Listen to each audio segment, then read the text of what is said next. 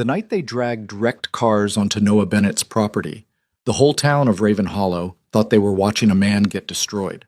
What they didn't know was that buried beneath all that twisted metal and mud was a secret worth more than everything the woman who put it there had ever built. This is the story of a single father who smiled at humiliation, a ruthless CEO who underestimated quiet men, and the moment when revenge became something neither of them expected. If you want to see how far this battle goes and who really wins in the end, stay with me until the last word. And hit that like button and drop a comment telling me what city you're watching from. I want to see how far this story travels. The rain hit Raven Hollow that Tuesday morning like it had something personal against the place. Noah Bennett stood in his driveway at 6:15, coffee mug halfway to his lips, staring at what had appeared overnight in his front yard. 7 destroyed vehicles, smashed windows, spray-painted doors, police seizure stickers plastered across every surface. They sat there like accusations, blocking his driveway, crushing his grass, turning his modest property into what looked like an illegal salvage operation. His neighbor Carl Jennings was already standing on his porch in a bathrobe, phone out, recording. "Hell of a thing, Noah," Carl called over. His voice had that tone people used when they were glad the disaster happened to someone else. "You in some kind of trouble?" Noah took a slow sip of his coffee. The ceramic mug had a chip on the rim that caught his lip every time. His late wife Emma had bought it at a yard sale 6 years ago, back when she was still alive and Mason was barely old enough to walk. She'd called it character. He'd called it broken. He missed her every single day. "No trouble, Carl," Noah said. His voice was flat, tired. He'd worked until 2 in the morning finishing a transmission rebuild. Sleep had come in 3-hour chunks. Just someone's idea of a joke, I guess. Some joke. Carl zoomed in with his phone camera. "Those look like stolen vehicles, man. Police tags and everything." But Noah didn't answer. He walked closer to the nearest wreck, a mangled Chrysler with the front end caved in. The police sticker was authentic enough to fool most people, professionally printed. Someone had gone through real effort. He crouched down, running his hand along the undercarriage. Beneath the rust and damage, he recognized the frame. His pulse didn't quicken. His expression didn't change. But something cold and sharp settled in his chest. Someone knew exactly what they were doing. Behind him, his front door opened. Mason appeared in pajamas, backpack already slung over one shoulder, even though the school bus wouldn't arrive for another 40 minutes. 8 years old, messy brown hair that never obeyed a comb, and his mother's serious gray eyes. "Dad!" Noah straightened, turning to block Mason's view of the yard. "Morning, buddy. You eat yet?" Mason stepped onto the porch, craning his neck to see around his father. "What are all those cars doing here?" "Just a mix-up. I'll handle it." "They look really broken." "They are. Are we in trouble?" Noah walked back to the porch, placing a hand on his son's shoulder. "No, we're not in trouble. Go finish your breakfast. I'll drive you to school today." Mason studied his father's face with that unsettling intensity kids had when they knew adults were lying but couldn't prove it yet. Then he nodded and went back inside. Noah pulled out his phone. 3 missed calls, 12 text messages, all from people in town who'd apparently heard about his new collection before he'd even woken up. One message stood out. Unknown number, sent at 5:47 a.m. "Sell now, or this gets worse. VS." Noah deleted it without responding. He drained the rest of his coffee, set the mug on the porch railing, and walked back into the rain. By noon, the story had spread through Raven Hollow like oil in water. Social media lit up with photos of Noah's yard. Comments ranged from concern to mockery to outright accusations. Always knew something was off about that guy. Running a chop shop out of his garage, probably. Feel bad for the kid, growing up with that. Noah ignored all of it. He spent the morning calling towing companies, getting quotes for removal. Most of them quoted prices he couldn't afford. The ones that didn't ask questions he didn't want to answer. By the time he picked Mason up from school, the local news had sent a reporter. She was standing in his driveway when he pulled up, a young woman in a blazer holding a microphone like a weapon. The cameraman beside her was already filming. "Mr. Bennett?" She moved toward his truck as he parked. "Chloe Ramirez, Channel 7. Can you comment on the vehicles that appeared on your property overnight?" Noah stepped out of the truck slowly. Mason stayed inside, watching through the window. "No comment," Noah said. "Are you under investigation for illegal salvage operations?" "No." Do you know who placed these vehicles here? What? Noah looked at her directly. His face was calm, unreadable. I'm trying to get them removed. That's all I've got to say. Residents are concerned about property values and safety. What would you tell your neighbors? I'd tell them to mind their business. He turned toward the house. We're done here. The reporter didn't move. One more question. Is it true that Sterling Motors offered to purchase your property last month and you refused? Noah stopped. There it was. He turned back slowly. Where'd you hear that? Public records. The offer was quite generous, from what I understand. Some people are wondering if this situation is connected to that refusal.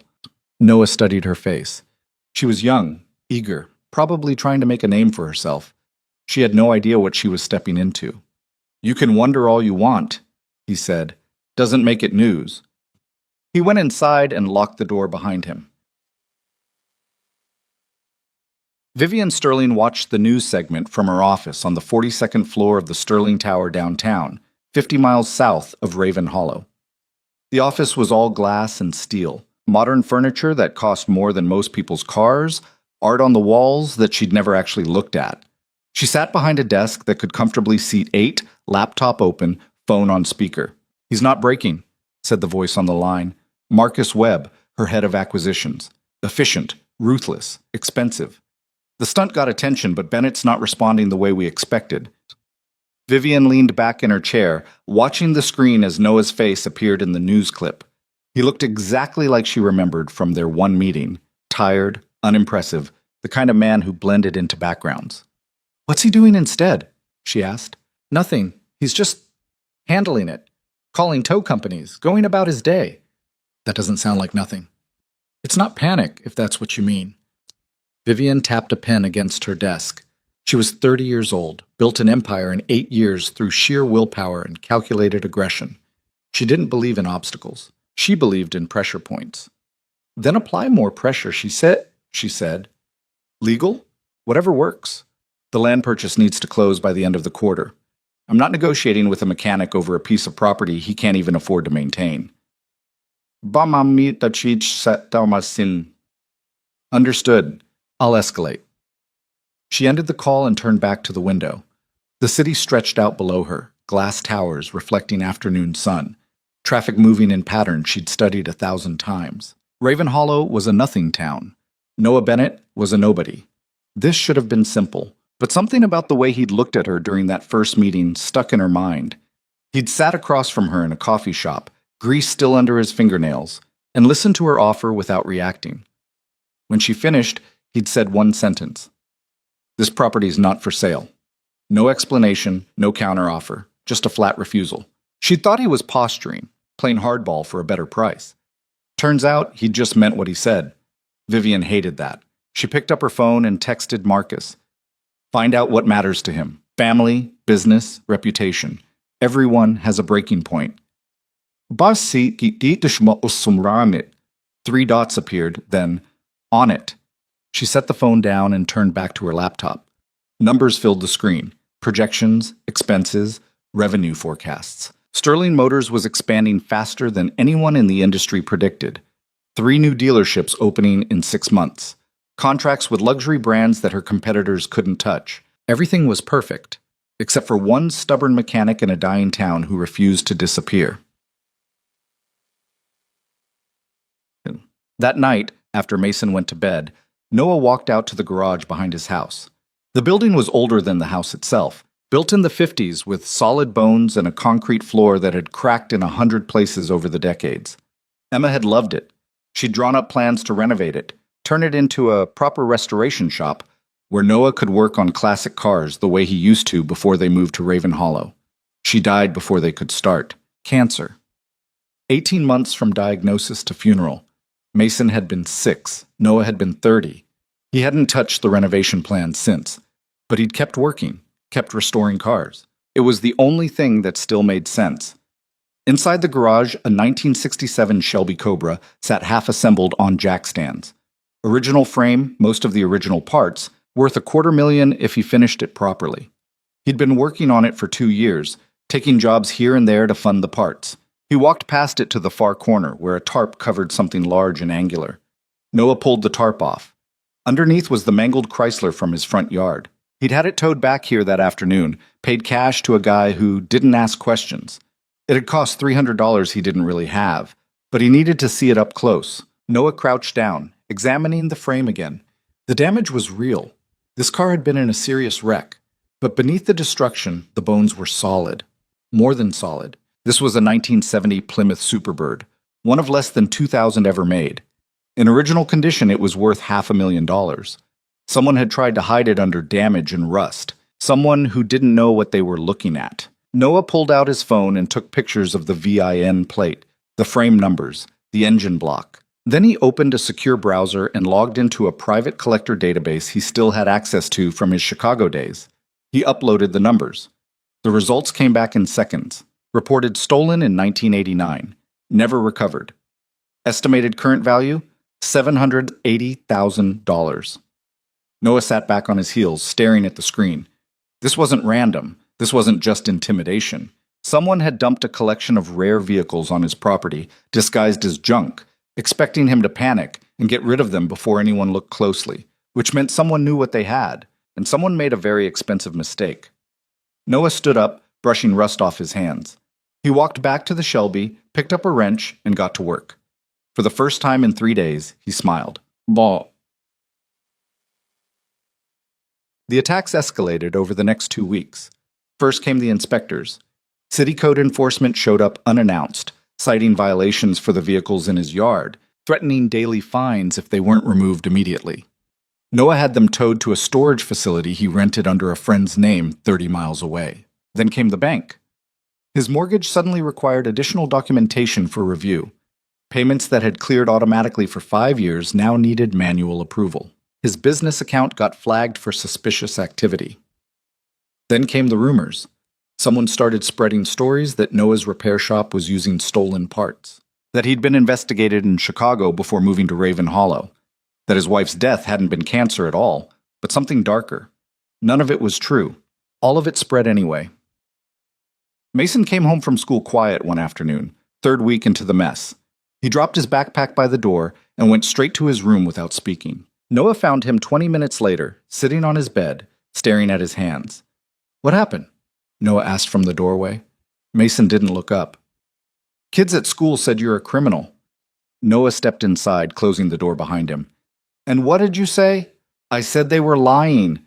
Good. But they kept saying it. Mason's voice cracked slightly. They said their parents saw it on Facebook. They said we're going to get arrested. Noah sat down on the bed next to his son. He wanted to promise that everything would be fine, that the rumors would stop, that nobody would bother them again. But he'd learned a long time ago that kids knew when you were lying. People talk, Noah said instead, especially when they don't understand something, doesn't make them right. Are we in trouble? No. Then why is this happening? Noah was quiet for a moment. How do you explain to an 8-year-old that some people crushed others just because they could? That power didn't care about fairness? Someone wants something I won't give them, he said finally. So they're trying to scare me into changing my mind. Mason looked at him. Is it working? Noah met his son's eyes. What do you think? Mason thought about it, then shook his head. Good answer, Noah said. He ruffled Mason's hair. We're going to be fine, I promise. That night, after Mason fell asleep, Noah sat at the kitchen table with his laptop open and a stack of documents spread around him. He'd spent the last 2 weeks doing something he hadn't done in years. Research. Deep research. Sterling Motors had a beautiful public face. Luxury dealerships, celebrity endorsements, magazine features about Vivian Sterling's meteoric rise in a male-dominated industry. But underneath the shine, the foundation was cracking. Noah had connections from his Chicago days. People in banking, insurance, private equity. He'd made calls, asked questions, followed trails. What he found was a company drowning in leveraged debt. Sterling Motors had expanded too fast, borrowed too much, bet everything on aggressive growth targets. The quarterly reports looked good. The internal numbers told a different story. Vivian Sterling was 3 months away from missing a major loan payment. If that happened, her lenders would start calling debts. The empire would collapse. She needed Raven Hollow, needed the land deal to close so she could open the new dealership, hit the revenue targets, prove to investors that the expansion was working. She needed Noah to break. Noah closed the laptop. He wasn't going to break, but he wasn't going to fight her the way she expected either. The fourth week after the cars appeared, Noah called Vivian's office. The assistant who answered sounded surprised that he'd gotten through. "Miss Sterling is in meetings all day, she said carefully. Can I take a message?" "Tell her Noah Bennett would like to discuss the Raven Hollow property," Noah said. "She'll take the call." He waited 3 minutes. Then Vivian's voice came through, sharp and controlled. "Mr. Bennett, I wasn't expecting to hear from you directly." "What about that?" "Figured it was time we talked." "I'm listening." Noah leaned back in his chair. He was in the garage, Shelby Cobra glinting behind him, tools spread across the workbench. "I've been thinking about your offer, the land purchase." A pause. And I want to make a counteroffer." "I'm not interested in negotiation. The price I offered was more than fair." "This isn't about price." Noah kept his voice even. "I want to meet, face to face, you and me. No lawyers, no assistants. We talk." "About what?" "About why this property matters. About what you're actually trying to build. About whether you really understand what you're asking me to give up." Vivian was quiet for several seconds. Noah could almost hear her calculating, weighing options. "Friday," she said finally. "My office, 3 p.m. "Raven Hollow," Noah countered. "My garage, 6 p.m. "Absolutely not. Then no deal. I'm not driving 50 miles to sit in your tower and get intimidated. You want my land, you come see what you're buying." Another pause. "Fine," Vivian said. "Friday, 6 p.m. This better not be a waste of my time." "It won't be." She hung up without saying goodbye. Noah set down his phone and looked at the Shelby, at the Plymouth hidden under its tarp in the corner, at the walls Emma had wanted to paint bright blue. He wasn't sure what would happen on Friday, but he knew one thing for certain. Vivian Sterling thought she was coming to watch him surrender. She had no idea what was waiting for her. That Friday came wrapped in fog. Raven Hollow looked like a place from another time, streetlights casting halos in the gray, everything soft and muted. Vivian arrived exactly at 6. Noah watched from the garage window as a black sedan pulled into his driveway. Not a company car, something personal, expensive, but understated. She stepped out wearing dark jeans and a leather jacket, hair pulled back, looking more human than the corporate predator he'd expected. She saw him watching and walked straight over. Noah opened the side door before she could knock. "Miss Sterling, Mr. Bennett." She looked past him into the garage, taking in the space. "Interesting location for a business meeting." "Best I could do." He stepped aside. "Come in." She entered cautiously, like someone walking into unfamiliar territory. The garage was warm, despite the cold outside. Space heaters running in opposite corners. The Shelby sat in the center under bright work lights, chrome gleaming. Vivian stopped. "That's a 67 Cobra. You know cars." "I run a car company. I'd better know cars." She circled the Shelby slowly, examining the restoration work. "This is exceptional craftsmanship." "Thanks." She looked at him. "You do this yourself?" Most of it." "Why?" "Why not?" "Because you could be making real money, working for a real shop. Instead, you're in Raven Hollow fixing transmissions for people who can barely afford to pay you." Noah leaned against the workbench, arms crossed. "Real money isn't everything." Said like someone who's never had it. "I had it," walked away. That made her pause. "You worked in Chicago." "I did." "For who?" "Private clients, restoration specialists. I rebuilt vintage cars for people who had more money than taste." "And you left because?"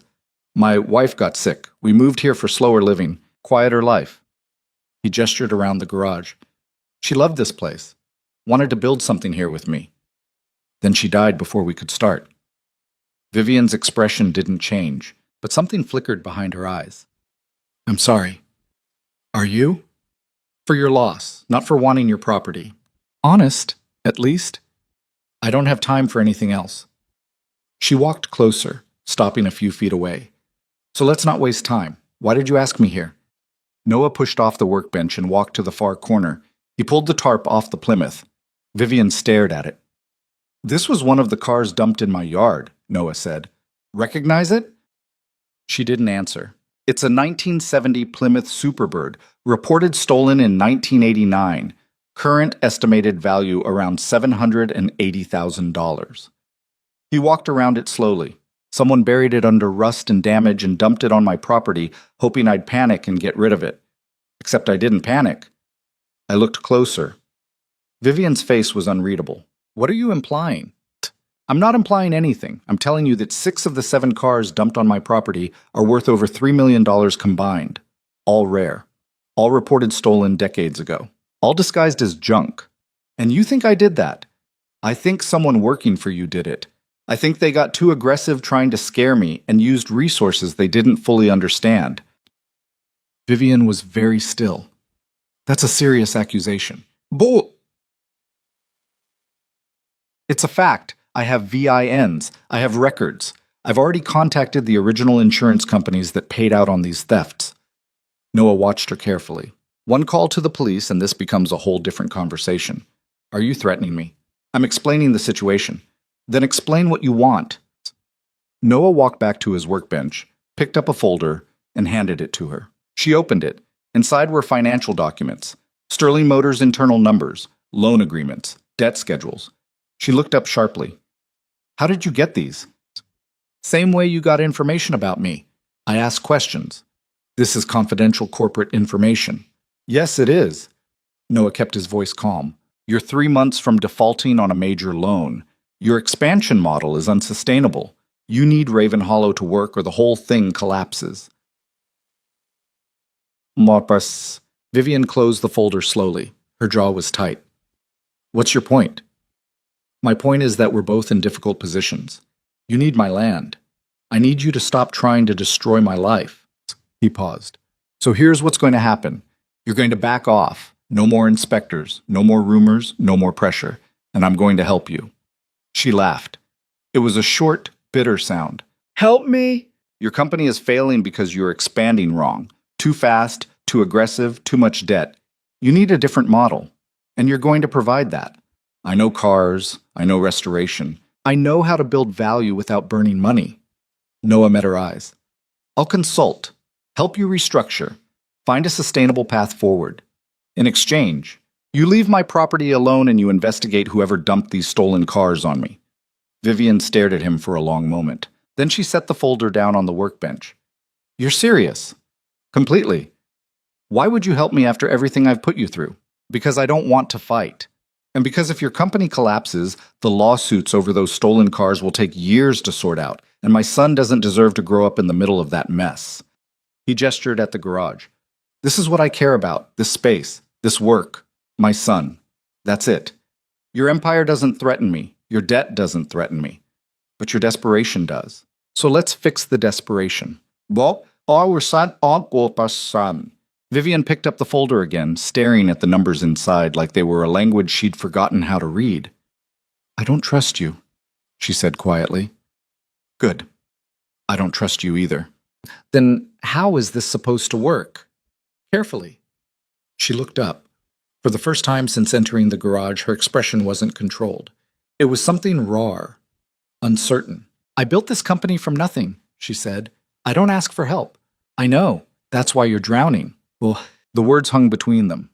Finally, Vivian closed the folder. I'll think about it, she said. You do that. Noah walked her to the door. And Ms. Sterling? That Plymouth is going back to its original owner's family. The insurance company tracked them down. They're flying in next week. She paused in the doorway. Why are you telling me this? Paused. Because whoever gave you those cars is going to face consequences when the truth comes out. You're going to want distance from that. Vivian looked at him for a long moment. Then she walked out into the fog without another word. Noah watched her sedan disappear down the street. Behind him, Mason's voice came from the house doorway. Is she the one causing all the trouble? Noah turned. His son was standing there in pajamas, holding a glass of water. Yeah. Do you think she'll stop? Noah thought about it, about the look in Vivian's eyes when he showed her those financial documents, the way her certainty had cracked just slightly. I think she'll surprise us, he said, one way or another. Mason nodded and went back inside. Noah stood in the garage doorway a few minutes longer, watching the fog roll through Raven Hollow like something alive, thinking about battles that hadn't started the way anyone expected and wouldn't end the way anyone predicted. Then he went back inside. He had a Shelby to finish, and come Monday morning, he had a feeling his life was about to get a lot more complicated. Monday morning came too early and brought Marcus Webb with it. Noah was under the Shelby when he heard tires on gravel. He slid out on the creeper, wiping oil off his hands, and saw a silver Audi parked in his driveway. The man who stepped out wore a suit that probably cost more than Noah's truck and sunglasses, despite the overcast sky. Noah Bennett? The man didn't wait for confirmation. Marcus Webb. I work for Ms. Sterling. Boss. Noah stood slowly, dropping the rag on his workbench. She send you to deliver a message? In a manner of speaking, Marcus removed his sunglasses, folding them with deliberate precision. Ms. Sterling has decided to accept your proposal. Tentatively. She wants to see proof of concept first. You claim you can help restructure the company's expansion model. She wants a preliminary assessment by end of week. Noah crossed his arms. That's 4 days. What? Bam-sam. 3.5, technically. She's generous with deadlines. Marcus pulled an envelope from his jacket and held it out. This contains access credentials to our financial systems, organizational charts, and current project timelines. Everything you'll need. Noah didn't take the envelope immediately. What happens if I say no? Then we're back where we started. Except now Ms. Sterling knows you have detailed knowledge of stolen vehicles found on your property. Marcus's smile didn't reach his eyes. Cooperation seems mutually beneficial. That sounds like a threat. It's a clarification. Marcus set the envelope on the workbench. Ms. Sterling is taking a considerable risk trusting you with confidential information. She expects reciprocity. And if my assessment says her company's beyond saving, then you tell her that, honestly. She values honest failure over comfortable lies. Marcus replaced his sunglasses. Though I wouldn't recommend failing, she doesn't handle disappointment well. He walked back to his car without waiting for a response. Noah picked up the envelope after the Audi disappeared. Inside were login credentials, encrypted USB drives, and a phone number with no name attached. He turned the phone number over in his hands, recognizing the area code. It was Vivian's direct line. Not her office, not her assistant, her. Mason appeared in the garage doorway, school clothes already wrinkled even though he'd only been awake an hour. Who was that? Someone from work, Noah said, which wasn't exactly a lie. Your work or the mean lady's work? Noah looked at his son. You remember her? I heard you talking Friday night, through the window. Mason walked over to the Shelby, running his hand along the fender the way he'd watched his father do 1,000 times. She sounded scared. What makes you say that? Her voice got quiet when she talked about her company. Like when kids at school talk about bad test scores they haven't shown their parents yet. Noah had forgotten how observant his son was. Emma used to say Mason noticed everything except his own homework. Yeah, Noah said. She's scared. Are you going to help her? I don't know yet. Mason considered this, still tracing the Shelby's curves with careful fingers. Mom used to say scared people do mean things because they forget how to ask for help. The words hit Noah harder than expected. Emma had said that, multiple times, usually about people in town who'd treated them poorly after her diagnosis, neighbors who'd stopped calling, friends who'd vanished. Your mom was smarter than me, Noah said quietly. She was smarter than everybody. Mason looked up. But you're pretty smart too, Dad. For a grown-up. High praise. I'm serious. Mason's expression turned solemn. If you can help her, you should. Even if she was mean. That's what Mom would do. Noah crouched down to his son's level. When did you get so wise? I've always been wise. You just don't listen. Fair point. Noah ruffled Mason's hair. Go grab your backpack. I'll drive you to school. Yeah. After dropping Mason off, Noah didn't go straight home. He drove to the storage facility where he'd moved the other stolen vehicles, parked, and sat in his truck for 10 minutes staring at nothing. The smart play was to refuse. Walk away. Let Vivian's company collapse and deal with the stolen car situation through lawyers and insurance companies. Keep his head down.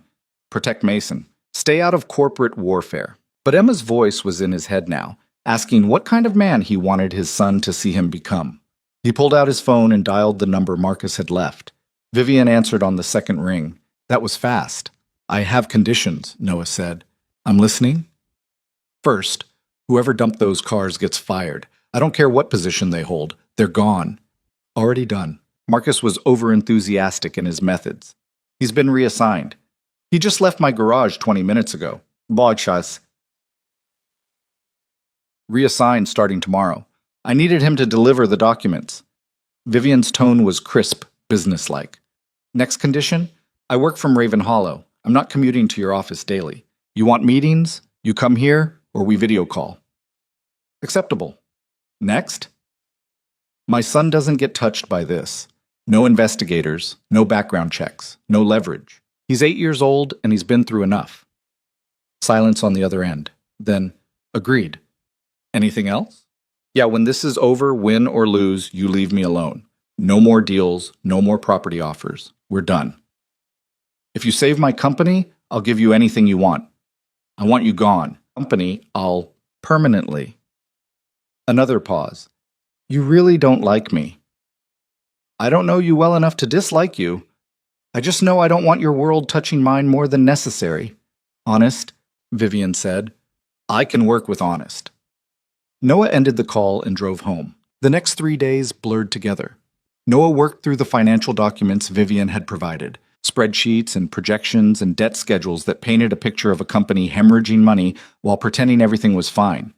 He'd seen this before in Chicago, restoration shops that expanded too fast and collapsed under their own ambition. Sterling Motors had 15 dealerships across 3 states. 7 were profitable.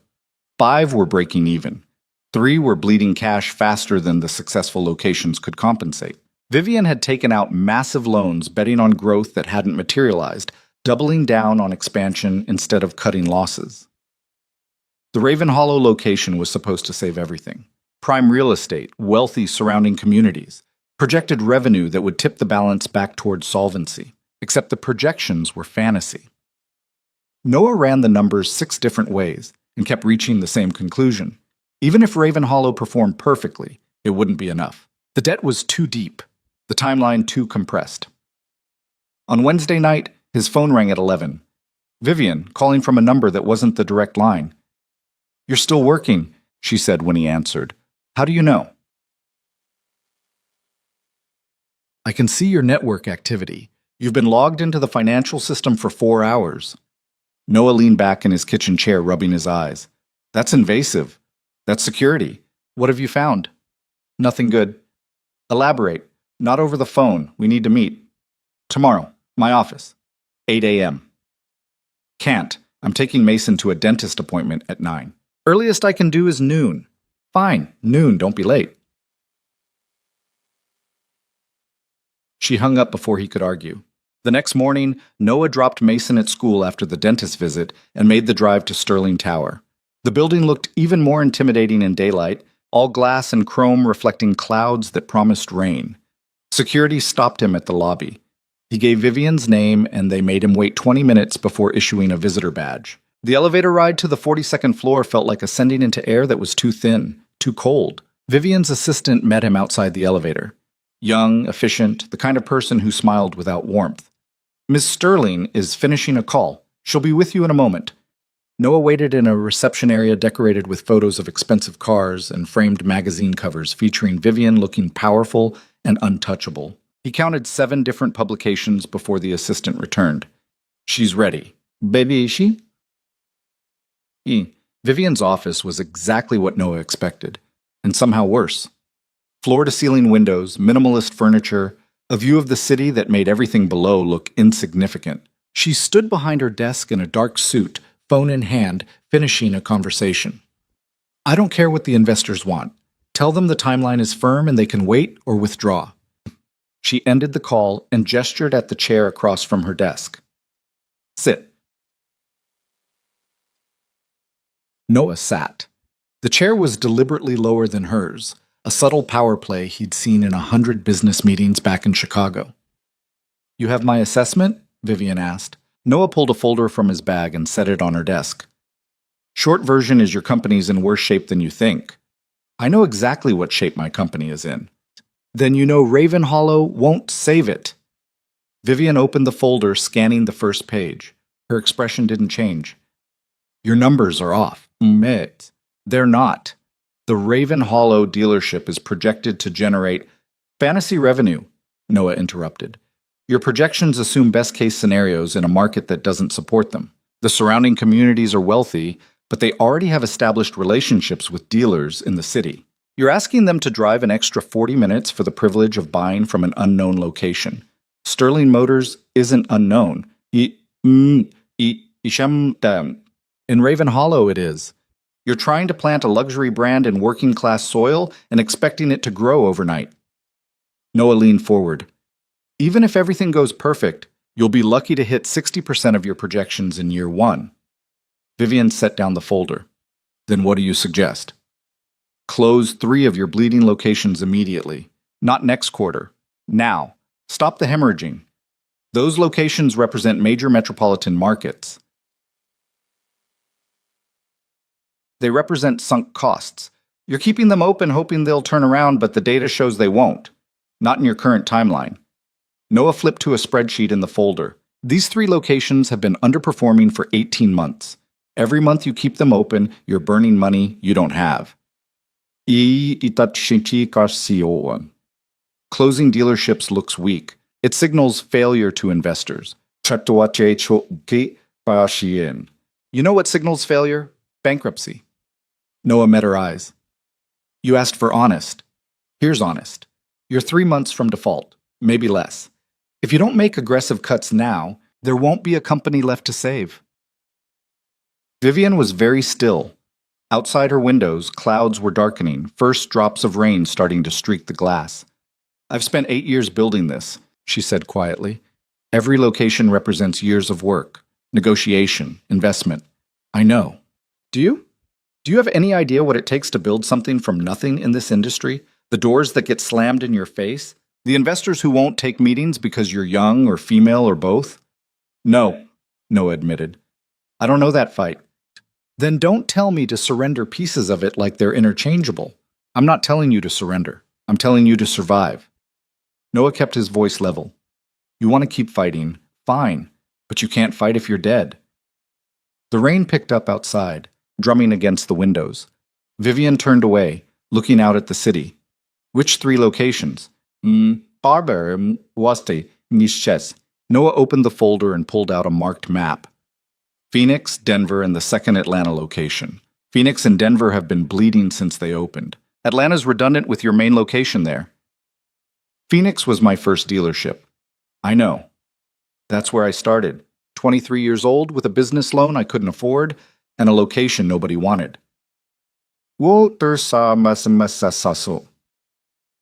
It's also where you're losing $80,000 a month right now.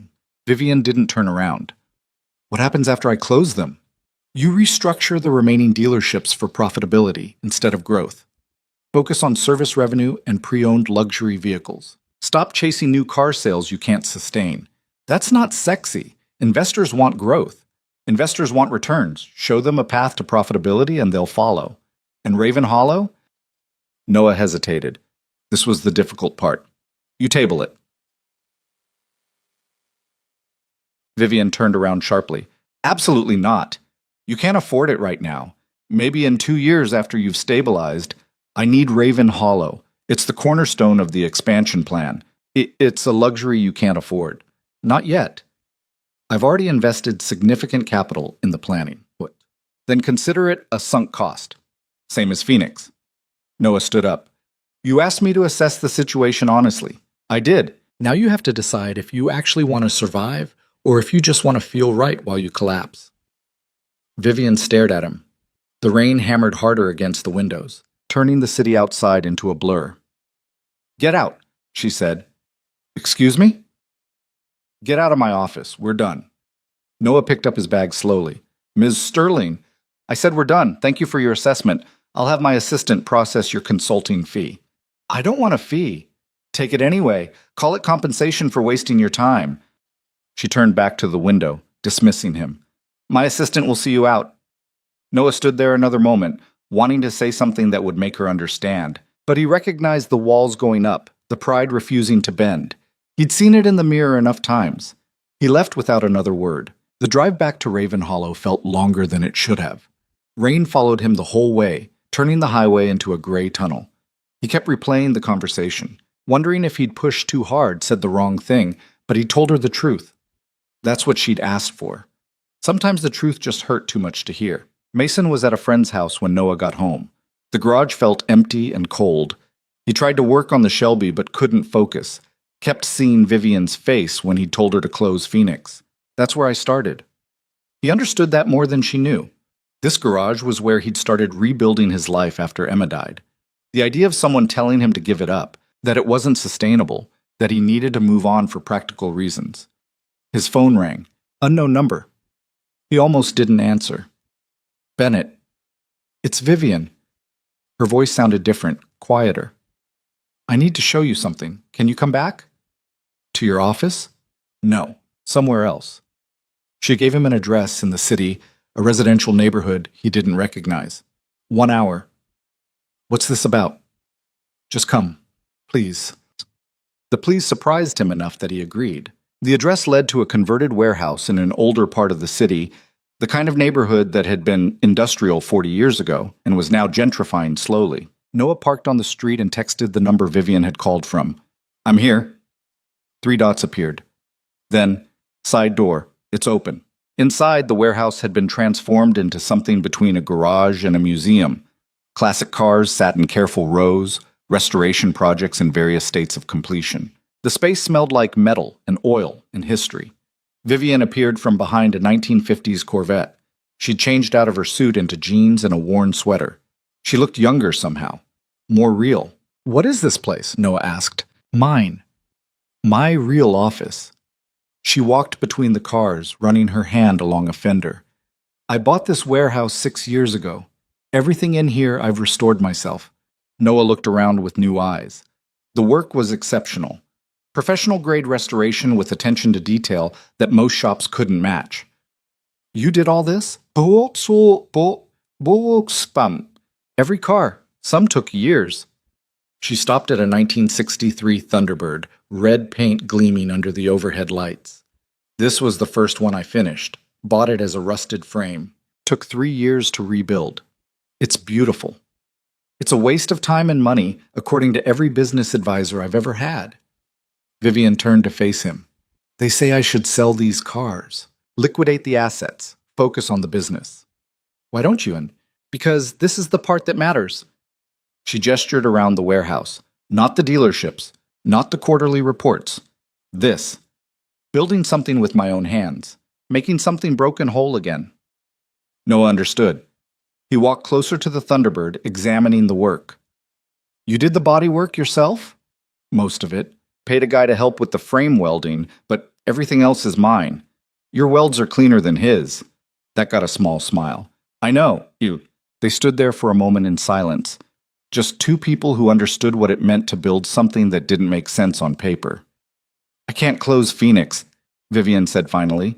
Not because of pride. Because my parents owned a garage there. Small place. They worked every day of their lives trying to keep it open. When they died, I inherited debt and a building that was falling apart. That's where you got the business loan.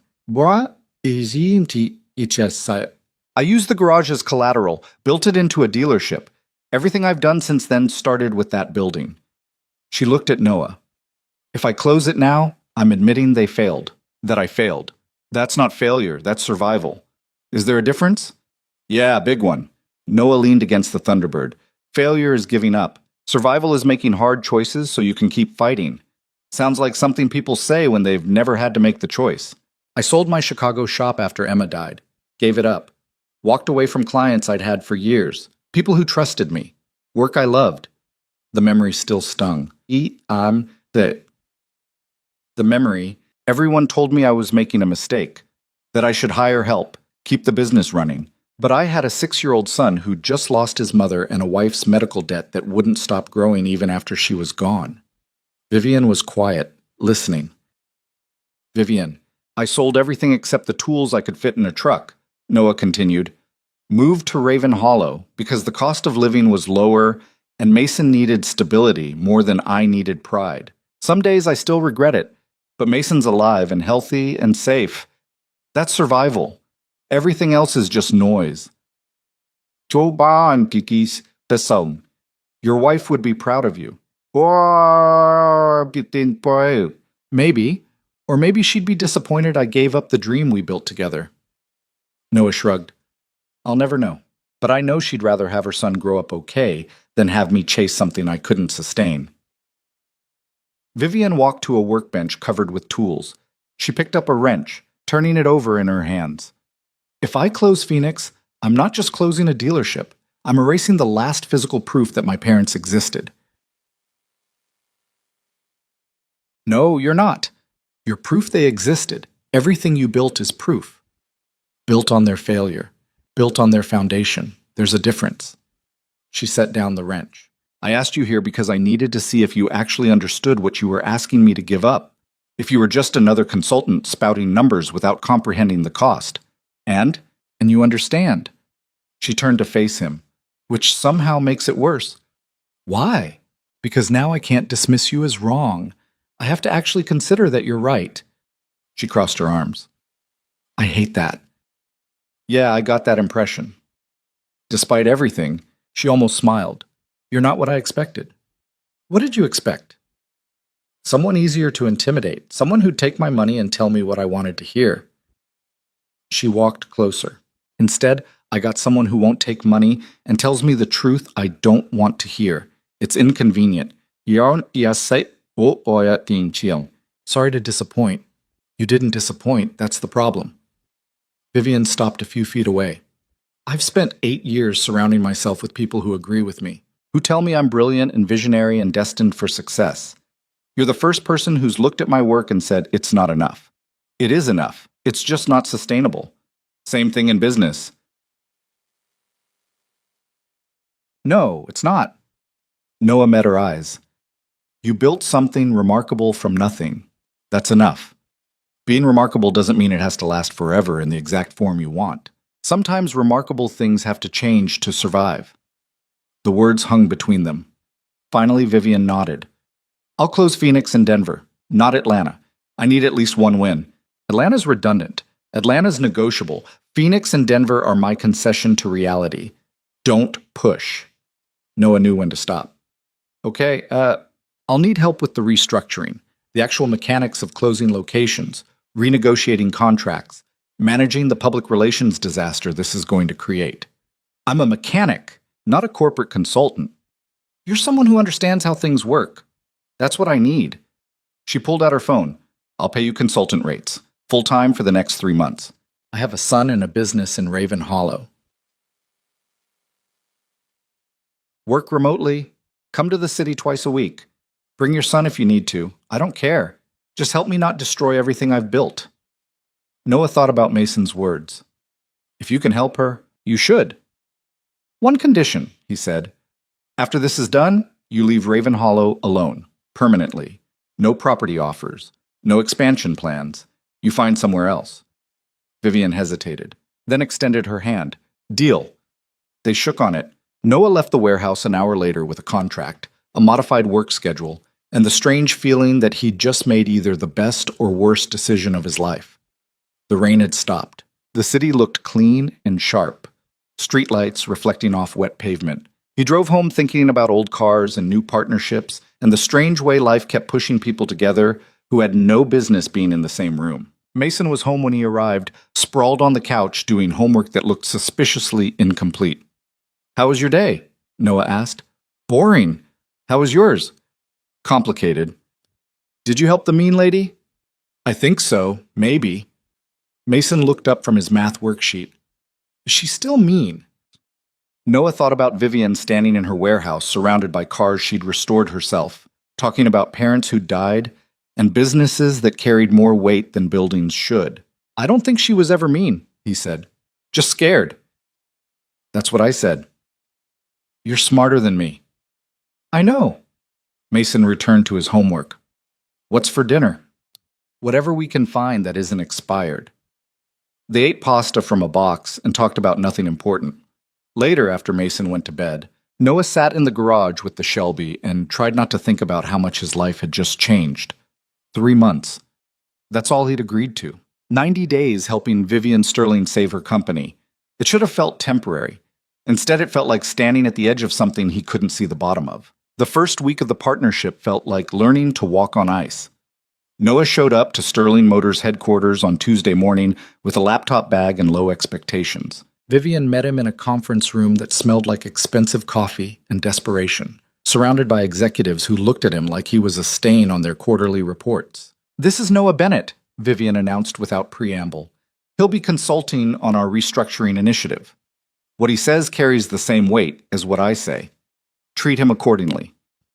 A man in his 50s with silver hair and a tie that probably cost more than Noah's truck leaned back in his chair. "Ms. Sterling, with all respect, we have internal analysts who specialize in—" "Your internal analyst missed the fact that we're 3 months from insolvency," Vivian cut him off. "So clearly we need external perspective. Any other objections?" Silence. Noah set his laptop on the table and opened the presentation he'd prepared.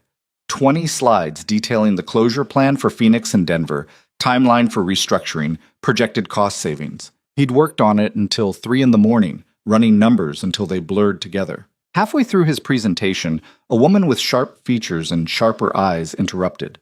"You're proposing we cut veteran staff to maintain locations that underperform compared to—" "I'm proposing we stop bleeding money in markets we can't win," Noah said. "Your veteran staff are expensive because they're experienced. That experience is valuable in profitable locations. It's wasted in locations that lose money every month regardless of staffing quality." "That's cold. That's mathematics." The woman looked at Vivian. "Is this really the direction we're taking?" Vivian didn't hesitate. "Yes, continue, Mr. Bennett." By the end of the presentation, 3 executives had excused themselves for prior commitments. The ones who remained looked like they were attending a funeral. Noah closed his laptop. "Questions?" More silence. Vivian stood. "We'll reconvene tomorrow at 8. I want closure plans for Phoenix and Denver on my desk by end of business today." Dismissed. The executives filed out without looking at Noah. When the room emptied, Vivian closed the door and turned to him. "That went well." "They hate me." "They hate change. You're just the face of it." She poured herself coffee from the carafe on the side table. "Want some?" "I'm good." Suit yourself?" She took a sip, staring out the window at the city below. "How long until the board finds out?" "About the closures? They already know. Someone in that room is texting them right now. Probably James, the silver-haired one." She didn't sound surprised. "He's been angling for my position since I promoted him to CFO." Why keep him?" "Because he's competent, and I'd rather have ambitious competence where I can see it than have it working against me from outside." She turned back to Noah. "Besides, he's not wrong to question this. We're burning the ships. No retreat if it fails." "It won't fail." "You sound confident." "I am." "Why?" Noah thought about it. "Because you're still fighting. People who are done don't ask for help. They just surrender and blame circumstances." Vivian smiled slightly. "Is that what I did? Ask for help?" "In your own terrible way, yeah. My terrible way involved trying to destroy your life first. Nobody's perfect." She laughed. It was unexpected and genuine, the kind of laugh that changed her face completely. "You're strange, Bennett. I get that a lot." His phone buzzed, text from Mason's school. He opened it, reading quickly. "Problem?" "Boss?" Vivian asked. "Mason's school. He's in the nurse's office. Not sick, just upset about something. Go, we can handle the rest remotely." Noah grabbed his laptop. "I'll have those closure plans to you by 5 this." 6 is fine. Take care of your son, so." He made it to the school in 35 minutes, which would have been 20 if traffic cooperated. The nurse's office was the same as every school nurse's office he'd ever seen. Posters about hand washing and eating vegetables. That particular smell of antiseptic and old Band-Aids. Mason sat on the examination table, legs dangling, eyes red. "Hey, buddy." Noah crouched down to eye level. "What's going on?" "Nothing. The school called me, so it's something."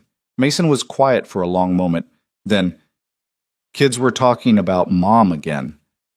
Noah's chest tightened. What did they say? That she died because we were poor and couldn't afford good doctors. Mason's voice cracked. That if we had money like their families, she'd still be alive. Maya poor mom. Noah wanted to find whoever said that and explain in detail why they were wrong. But he knew how kids were. They repeated things they heard at home, half-understood conversations between adults who didn't think small ears were listening. Your mom died because cancer is terrible and random and doesn't care how much money anyone has, Noah said carefully. We had good doctors, the best insurance we could get. It wasn't enough because sometimes nothing is enough. That's not fair, but it's true. But if we were rich, being rich doesn't stop cancer. It just means you can afford to suffer in nicer hospitals. Noah put his hands on Mason's shoulders. Listen to me. Your mom was the strongest person I ever knew. She fought harder than anyone should have to fight. Money wouldn't have changed that. Then why do people say it would?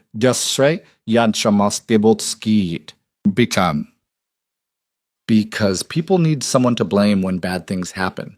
It's easier to blame poverty or choices or anything except the truth, which is that sometimes life is just cruel for no reason. Mason wiped his eyes with his sleeve. I miss her. Me too, every day. They sat there for a while, not talking, just existing in the same space where grief lived. Finally, Mason looked up. Can we go home? Yeah, let me sign you out. Eat. They stopped for ice cream on the way home, even though it was barely noon. Mason got chocolate with gummy bears. Noah got coffee flavor because he was tired and needed caffeine in any form. They sat in the truck in the parking lot, eating ice cream and not discussing anything important. The mean lady's not so mean anymore, is she? Mason asked eventually. Her name's Vivian, and no, she's not. Do you like her? Noah considered the question. I respect her. That's different from How? Like is easy. You like people because they're nice to you or funny or easy to be around. Respect is harder. You respect people because of who they are, even when things are difficult. Mason ate a gummy bear thoughtfully. Do you think she respects you? I don't know. Maybe. I think she does. She let you leave work to come get me. That's just being reasonable. Mom said reasonable people are rare. Your mom said a lot of smart things. Yeah. I know, I wrote them down so I wouldn't forget. Mason pulled a small notebook from his backpack, pages worn and creased. Want to see? Noah took the notebook carefully. Inside were quotes in Mason's careful handwriting, things Emma had said over the years that their son had preserved like artifacts. Some were funny, some were heartbreaking. All of them sounded exactly like her. This is really special, buddy. I add to it when I remember something new. Sometimes I dream about her and she says things I forgot she used to say. Noah handed back the notebook, throat tight. Keep writing them down. Don't let them disappear. They finished their ice cream and drove home. Noah spent the afternoon working on the closure plans while Mason did homework at the kitchen table. Around 4, Noah's phone rang. Vivian, the board's calling an emergency meeting, she said without greeting. Tomorrow morning. They're questioning the closure decision. Expected. James is pushing for a full financial audit before we proceed. Wants to bring in outside consultants to review your assessment. Let them. That'll delay everything by weeks. Let them, Noah repeated. Your numbers are solid. An audit proves you're not making emotional decisions. It proves this is necessary. Vivian was quiet for a moment. You're not concerned? I'm confident. There's a difference. You keep saying things like that. Where does that confidence come from? Math. Math doesn't care about pride or politics. It just is. I wish I had your certainty. You do. You're just scared to trust it because trusting it means accepting losses. Noah glanced at Mason, who was chewing on his pencil and frowning at a math problem. But you already know I'm right. That's why you called me instead of fighting the board yourself. Maybe I called because I'm tired and wanted to hear someone tell me it'll be okay. It'll be okay? You don't know that. No, but I believe it anyway. She laughed quietly. That's not how business works, Bennett. Good thing I'm not a businessman then. After she hung up, Mason looked up from his homework. Was that Vivian? Yeah. She sounds stressed. She is. Are you going to help her feel better? Noah thought about Vivian in her tower office, surrounded by people questioning every decision, carrying the weight of an empire that was crumbling despite her best efforts. I'm going to try, he said. The board meeting happened in a conference room that seated 40 and contained exactly 12 people, each one looking more expensive than the last. Noah sat near the back, laptop closed, just observing.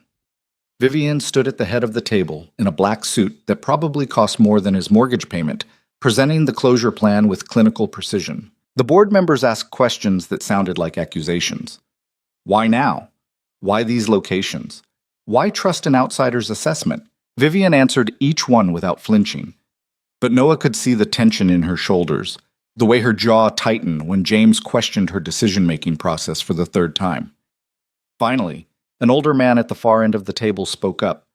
Ms. Sterling, we brought you on as CEO because of your vision and growth strategy. This closure plan represents the opposite of growth. It represents retreat. It represents survival, Vivian said flatly. Growth without foundation is just collapse in slow motion. That's not what you said when you pitched us on the expansion plan 18 months ago. 18 months ago, the market was different. Our debt structure was different. Reality changed. The plan has to change with it. Gosh, mate. Or your leadership has to change. James leaned forward. Perhaps it's time to consider alternative executive structures. Someone with more experience managing contraction. The room went very quiet. Vivian's expression didn't shift. Are you suggesting a vote of no confidence? I'm suggesting we consider all options. Noah stood up. Everyone turned to look at him. Mr. Bennett, the older board member said, you're here as a consultant. This is executive discussion. Then discuss this. Noah walked to the front of the room, opened his laptop, and connected it to the projector. Numbers filled the screen. Your company has 3 months of operating capital at current burn rate. Phoenix loses $87,000 monthly. Denver loses $63,000. Those are the numbers. Math doesn't negotiate. We're aware of the financials, James said coldly. Then you're aware that replacing Ms. Sterling with someone who has experience managing contraction means hiring someone whose expertise is shutting down companies. Is that really what you want on your resume? Brought in a CEO to close Sterling Motors? Nobody said anything about closing the company. That's where this goes if you don't stop the bleeding. Noah pulled up another slide. Ms. Sterling built this company from one dealership and a business loan. She knows every location, every employee, every decision that led here. You bring in someone new, they'll slash and burn without understanding what they're destroying. She'll cut strategically because she knows what's worth saving. And you're qualified to make that assessment based on what? A few years running a small-town garage? Based on watching companies die in Chicago because boards made emotional decisions disguised as business strategy? Based on understanding that sometimes the person who built something is the only person who can save it? Noah looked directly at James. You want her job? Fine. But wait until there's actually a company left to run. James's face went red. That's completely inappropriate. So is staging a coup during a crisis. Noah closed his laptop. Run your audit, bring in consultants, check every number I've given you. They'll tell you the same thing I'm telling you now. Close Phoenix and Denver, or close everything. He picked up his laptop and walked out. In the hallway, he leaned against the wall and let out a long breath. That had been stupid. He'd probably just burned his consulting contract and any chance of actually helping. The conference room door opened. Vivian stepped out. That was either the bravest or dumbest thing I've ever seen, she said. Probably both. James is furious. Yeah, I got that impression. The board voted to proceed with the audit but tabled the leadership discussion. She leaned against the wall next to him. You just bought me 3 weeks. You're welcome. Why did you do that? You could have stayed quiet. Let them fight amongst themselves. Noah shrugged. Because someone needed to say what everyone was thinking, and you couldn't say it without looking defensive. So you made yourself look crazy instead. I've been called worse. They stood there in the hallway, office sounds muted around them, both aware that something had shifted, but neither quite sure what. My son asked if I liked you, Noah said suddenly. I told him I respected you instead. What's the difference? Like is easy. Respect is earned. Heck, Vivian turned to look at him. Do you respect me? Would I have just committed career suicide in there if I didn't? She smiled. Fair point. Then the smile faded. I'm not used to people defending me. In this world, everyone's looking for angles, ways to use you or replace you or take what you've built. I don't want what you've built. I just want you to stop trying to destroy what I've built. That's refreshingly transactional. That's honest. You keep saying that, honest, like it's unusual. In my experience, it is. Vivian pushed off the wall. Come on, I'll buy you lunch. You've earned it. I should get back to Raven Hollow. Mason gets out of school in a few hours. Then dinner sometime, you and Mason both. I'll cook. Noah raised an eyebrow. You cook? I restore cars and run a corporation. You think I can't operate a stove? I think you have people for that. I had people for everything. Turns out that gets lonely. She started walking toward the elevator. Think about it. Let me know. Noah watched her go, trying to figure out when this arrangement had stopped feeling like a business transaction and started feeling like something else. He didn't have an answer. The audit took 2 weeks and came back exactly as Noah predicted. Every number checked, every projection verified. Phoenix and Denver were financial black holes. The closure recommendation wasn't just sound, it was necessary. The board approved the plan with minimal argument. James was quiet during the vote. Noah worked with Vivian to manage the closures, handling the logistics that nobody wanted to think about.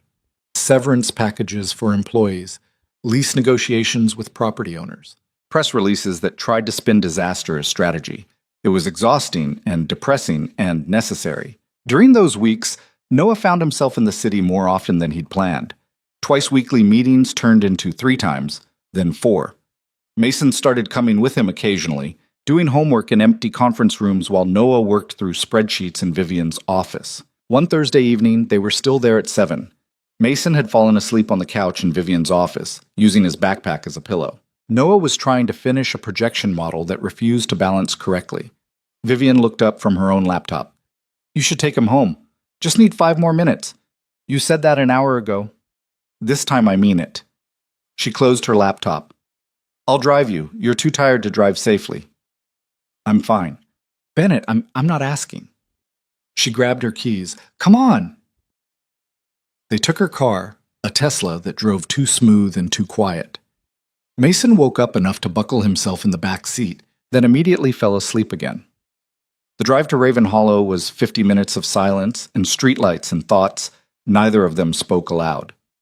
When they pulled up to Noah's house, Vivian put the car in park but didn't turn off the engine. Thank you, Noah said. For the ride. Thank you for defending me to the board. I never said that properly. You're welcome. Mason stirred in the back seat. Are we home? Yeah, buddy, come on. Noah helped Mason out of the car and walked him to the front door. When he turned back, Vivian was standing by her car, looking at the garage behind the house. That's where you work, she said. Not a question. Most nights, when I can't sleep. Can I see it? Noah hesitated. The garage was personal in ways her warehouse wasn't. It was Emma's space as much as his. Letting someone else in felt like breaking something sacred. But Vivian was looking at him with an expression that wasn't curiosity or judgment, just quiet understanding. Yeah, okay. He took Mason inside, got him into bed, then met Vivian back outside. The garage was cold and dark. He flipped on the lights, and the Shelby appeared, nearly finished now, chrome gleaming. Vivian walked around it slowly, taking in every detail. This is incredible. Still needs the interior finished. When will it be done? Few more months, maybe. What happens then? I sell it. Use the money to keep the lights on, and Mason fed for another year. You could charge enough for this to keep the lights on for 5 years. Noah shrugged. 1 year at a time. That's all I can handle. Vivian ran her hand along the fender, the same way Noah had seen her do with her own cars. I understand why you wouldn't sell this property. If I had a space like this, I'd fight for it too. It's not about the space. It's about what it represents. Your wife. Our future. The one we didn't get to have. Noah picked up a wrench from the workbench, turning it over in his hands. Every time I think about selling, I feel like I'm giving up on her all over again. You're not giving up on her. You're surviving without her. Those are different things. Are they? Yes. Vivian moved closer. Because surviving means you're still here, still building, still making things. She'd want that for you. Noah set down the wrench. You didn't know her. Wait. No. But I know what it's like to lose people who matter and wonder if what you're building honors them or dishonors them. She paused. My parents died thinking I'd failed them. Paused. The garage went bankrupt 6 months after their funeral. I used to think that meant I'd let them down. It took years to realize I was building something they'd have been proud of, even if it looked different than what they started. Do you believe that? Most days. Sometimes I'm still not sure. They stood in the cold garage surrounded by metal and memories, two people who'd built their lives around work because it was easier than facing the empty spaces where other people used to be. That dinner invitation still stands, Vivian said quietly. You and Mason. This weekend if you're free. Why? Because I spend too much time alone in expensive spaces, and I'm starting to forget what normal conversation feels like. You think I'm normal? I think you're real. That's rarer. Noah considered it. Mason would probably enjoy it. And honestly, Noah was tired of microwave dinners and pretending he had his life together. Saturday, he said. But I'm bringing dessert. You cook. I'll handle the sugar. Deal. She left shortly after, Tesla disappearing into the night like something from a different world. Noah stayed in the garage a while longer, working on the Shelby, even though his hands were tired and his eyes burned. When he finally went inside, Mason's notebook was sitting on the kitchen table, open to a fresh page. In Mason's careful handwriting, Mom always said lonely people collect things instead of friends. Dad's collecting cars. Maybe he needs more friends. Noah closed the notebook gently and went to bed thinking about 8-year-olds who saw too much, and CEOs who hid in warehouses and how everyone was just doing their best to survive what life kept, throwing at them. Saturday came faster than expected. Noah spent the morning cleaning the house, which mostly meant hiding clutter in closets and hoping no one looked too closely.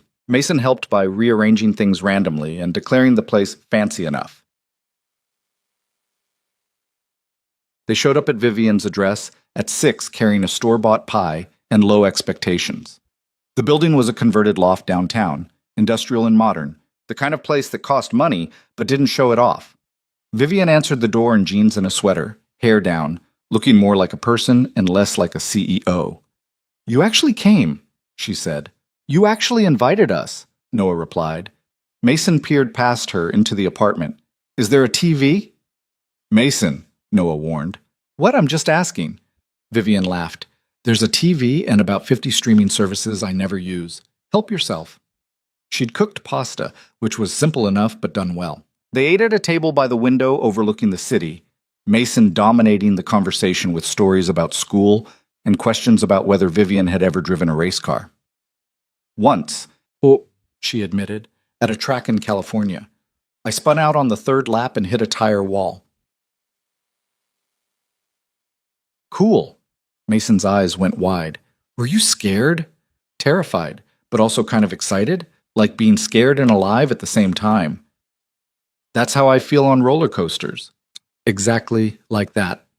Noah watched them talk, seeing a side of Vivian he hadn't known existed. She was patient with Mason's endless questions, genuinely interested in his answers, treating him like a person instead of a kid who needed managing. After dinner, Mason planted himself in front of the TV with a movie while Noah helped Vivian clean up. He's a good kid, she said, loading the dishwasher. He's the best thing I ever did. You can tell. The way he talks about you. He's proud of his dad. Even when his dad has no idea what he's doing? Especially then. Vivian dried her hands on a towel. Kids don't need perfect. They need present. They finished cleaning in comfortable silence. The movie played in the background, some animated thing with talking animals that Mason had seen 12 times already. Can I ask you something? Vivian said eventually. Sure. Why did you really agree to help me? Not the official reason, the real one. Noah thought about it. My son told me I should, said it's what his mom would have done. Smart kid. Too smart sometimes. Is that possible? When you're 8 and lecturing your father about compassion? Yeah, it's possible. Vivian smiled. I'm glad you listened to him. Me too, mostly. Only mostly? You're exhausting to work with. You know that, right? Everything's a crisis. Every decision needs 12 meetings. That's just corporate structure. That's chaos disguised as process, says the man who works alone in a garage. At least my garage doesn't require a board vote to change the oils. She threw the dish towel at him. He caught it, grinning. Mason appeared in the doorway. Are you guys fighting or being friends? I can't tell. Both, Noah and Vivian said at the same time. Mason nodded like this made perfect sense and went back to his movie. They ended up staying until almost 10, later than Noah intended. Mason fell asleep on the couch again. Noah carried him to the truck while Vivian walked them out. Thank you for coming, she said. I haven't had people over in... I don't remember how long. Thank you for inviting us. Mason had fun. Just Mason? Noah smiled. I had fun too. Good. She hugged herself against the cold. Same time next week? You're going to make this a regular thing. Is that a problem? No, just unexpected. Get used to unexpected. You're working for me now. With you, not for you. Details. She smiled. Drive safe, Bennett. On the way home, Mason woke up long enough to say, I like her, Dad. She's nice. Yeah, Noah agreed quietly. She is.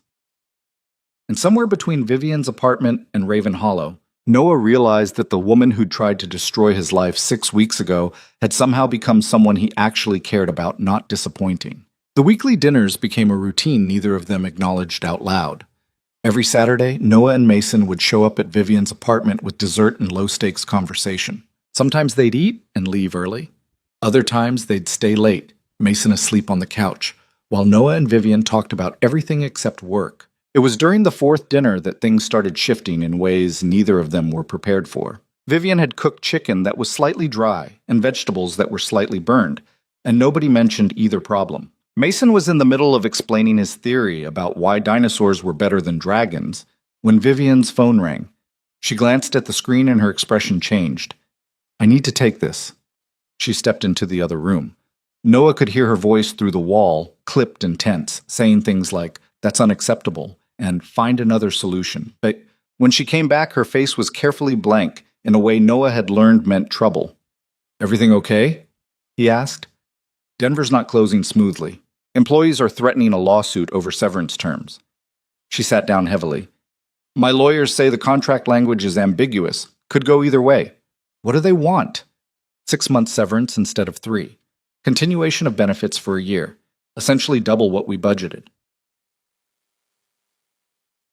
Noah did the math quickly. That's an extra $400,000. $460, actually, money we don't have. She rubbed her temples. If we cave to Denver, Phoenix employees will demand the same. It cascades. Mason was watching them with that intensity kids had when they knew adults were stressed, but didn't understand why. Can we talk about this later? Noah asked quietly. Vivian looked at Mason and seemed to remember where she was. Yeah, sorry, I didn't mean to bring work to dinner, and it's okay, Mason said. Dad talks about work stuff all the time when he thinks I'm not listening. I do not. You totally do. Last week you spent an hour on the phone talking about transmission synchronizers. That was 1 time. It was 3 times. Vivian almost smiled despite everything. He's got you there, Bennett. They finished dinner with forced normalcy, but the tension hung in the air like smoke. After Mason fell asleep, Noah found Vivian standing by her window, staring out at the city lights. Talk to me, he said. About what? About whatever's actually bothering you, because I don't think it's just the Denver lawsuit. She was quiet for a long time. Then, I'm tired. Not physically, just tired of fighting. Tired of every solution creating 3 new problems. Tired of feeling like I'm bailing water out of a sinking ship while everyone criticizes my bucket technique. Noah moved to stand beside her. You know what the numbers look like now compared to 2 months ago? Worse. Oof. Better. You're down to 8 weeks of operating capital instead of 12, but your burn rate dropped 40%. Phoenix and Denver closures are saving you $70,000 a month once they're finalized. You're not sinking anymore. You're stabilizing. Doesn't feel like it. Because you're in it. You can't see the progress when you're the one making it happen. 不是什么说钱. He paused. Also because you're terrified that if you stop fighting for even a second, everything will collapse. Gamis. She turned to look at him. When did you become a therapist? I'm not. I'm just someone who recognizes his own bad habits in other people. What's that supposed to mean? It means I spent 2 years after Emma died working 18-hour days because if I stopped moving, I had to feel things. It means I know what running from grief looks like, even when you dress it up as ambition. Vivian's jaw tightened. You don't know anything about me. It does matter so. I know you bought a warehouse full of cars you never drive. I know you work weekends even when there's nothing urgent. I know you haven't taken a vacation in 3 years because someone let that slip in a meeting. Noah kept his voice level. I know what it looks like when someone builds walls out of work because walls are easier than windows. That's pretty poetic for a mechanic. I had a lot of time to think in that garage. She turned back to the window. My parents died in a car accident 6 years ago. Truck ran a red light and hit them broadside. Her voice was flat, reciting facts. I was in Phoenix closing the first big deal that would turn their garage into something bigger. I got the call while I was signing paperwork. By the time I flew back, they were already gone. Noah didn't say anything, just waited.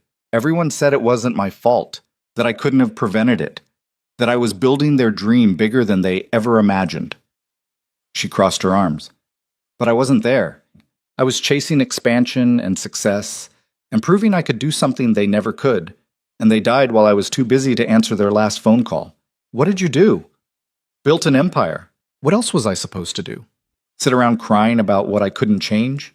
That wouldn't bring them back. No, but it might have let you process losing them instead of running from it for 6 years. Vivian looked at him sharply. You don't get to judge how I grieve. I'm not judging, I'm recognizing. Noah gestured around the apartment. This whole life you built, it's impressive. It's successful. It's also lonely as hell. And I'd know because I built the exact same thing in a different package. Then why are you lecturing me about it?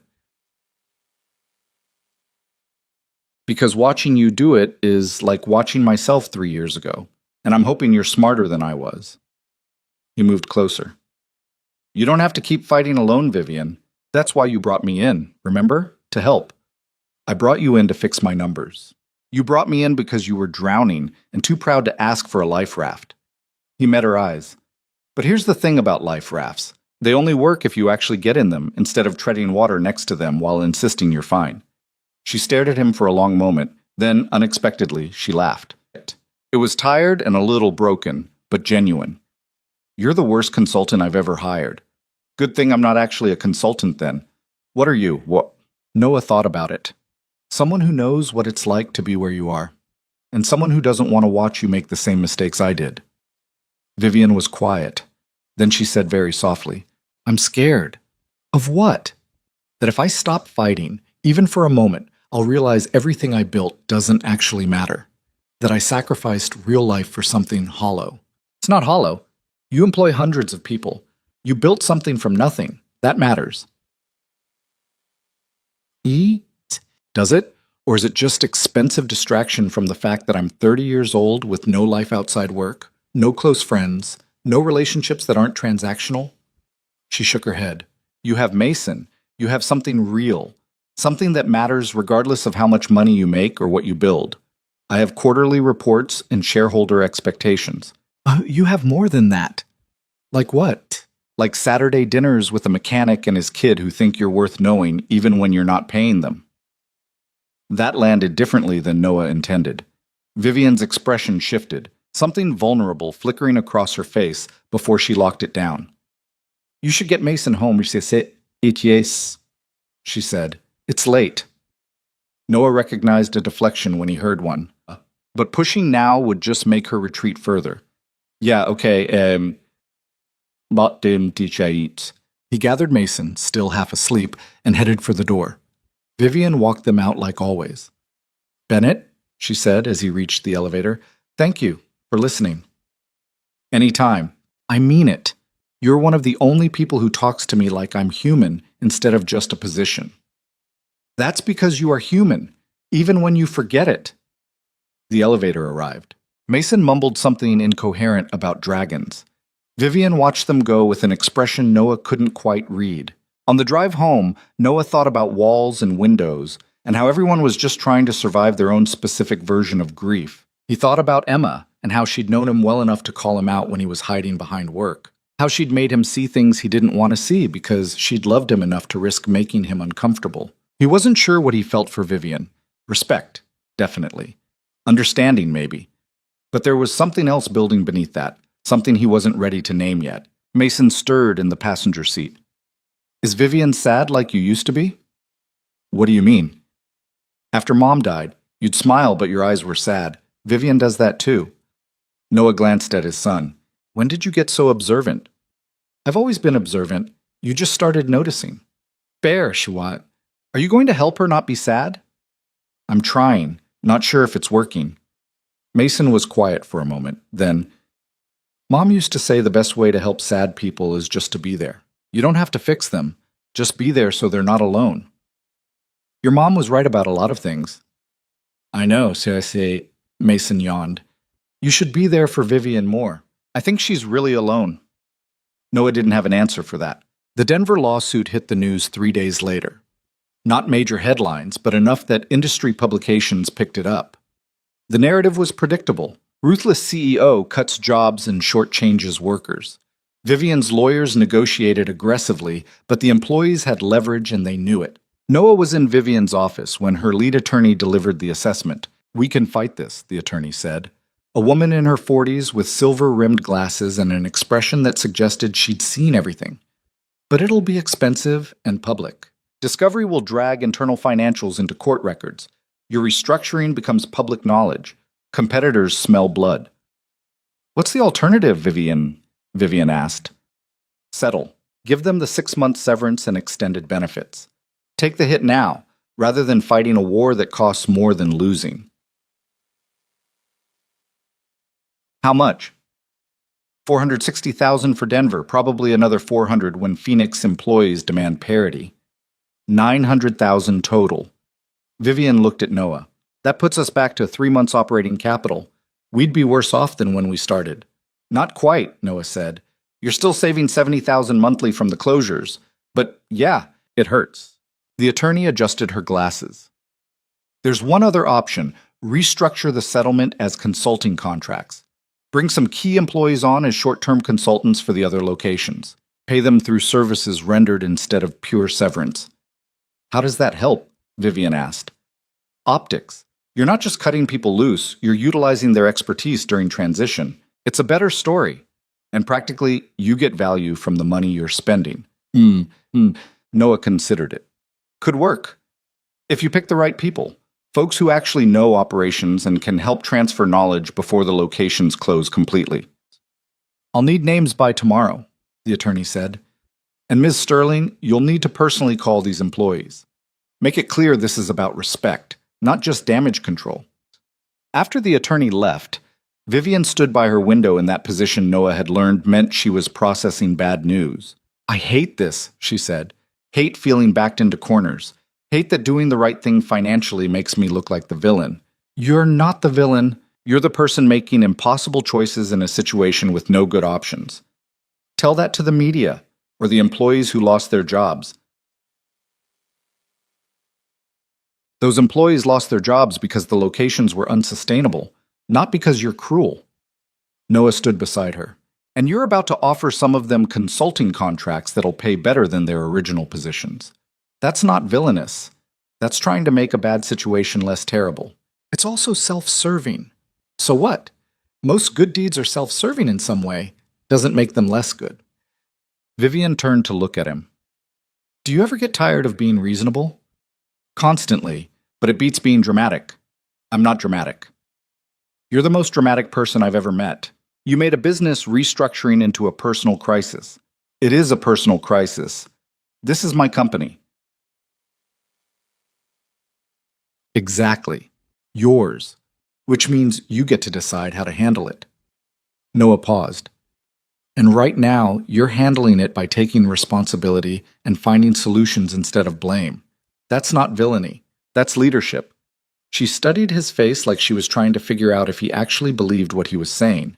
You really think that? I wouldn't say it if I didn't. Most people just tell me what I want to hear. I'm not most people. No. She smiled slightly. You're really not. They spent the next several hours going through Denver and Phoenix employee files, identifying people who had institutional knowledge worth preserving. Former managers who understood local markets, senior technicians who knew the service operations inside out, people who could train staff at surviving locations before moving on. It was past 8 when Noah finally closed his laptop. That's 12 people. Should cover the consulting budget and give you actual value. Assuming they accept. They'll accept. This is better money than unemployment. Vivian rubbed her eyes. I need to start making calls tomorrow. Personal outreach to each one. Want help? With phone calls? With not feeling like you're doing it alone? She looked at him for a long moment, then nodded. Yeah, actually, that would help. They ordered takeout and worked through the call strategy. What to say, how to frame it, how to make it clear this was respect rather than manipulation. Somewhere around 10, Mason called asking when Noah was coming home. Sorry, buddy, got stuck at work. Can you handle dinner yourself?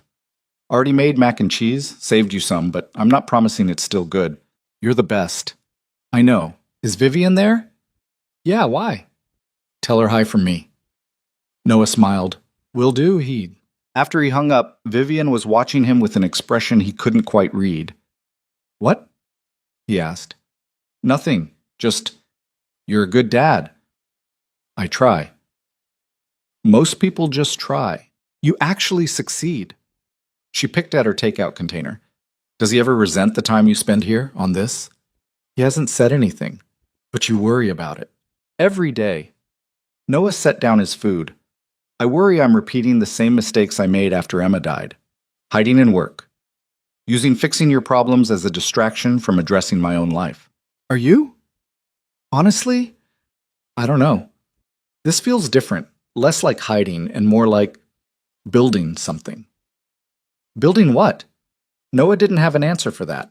Or maybe he did and wasn't ready to say it out loud. The phone calls took 3 days.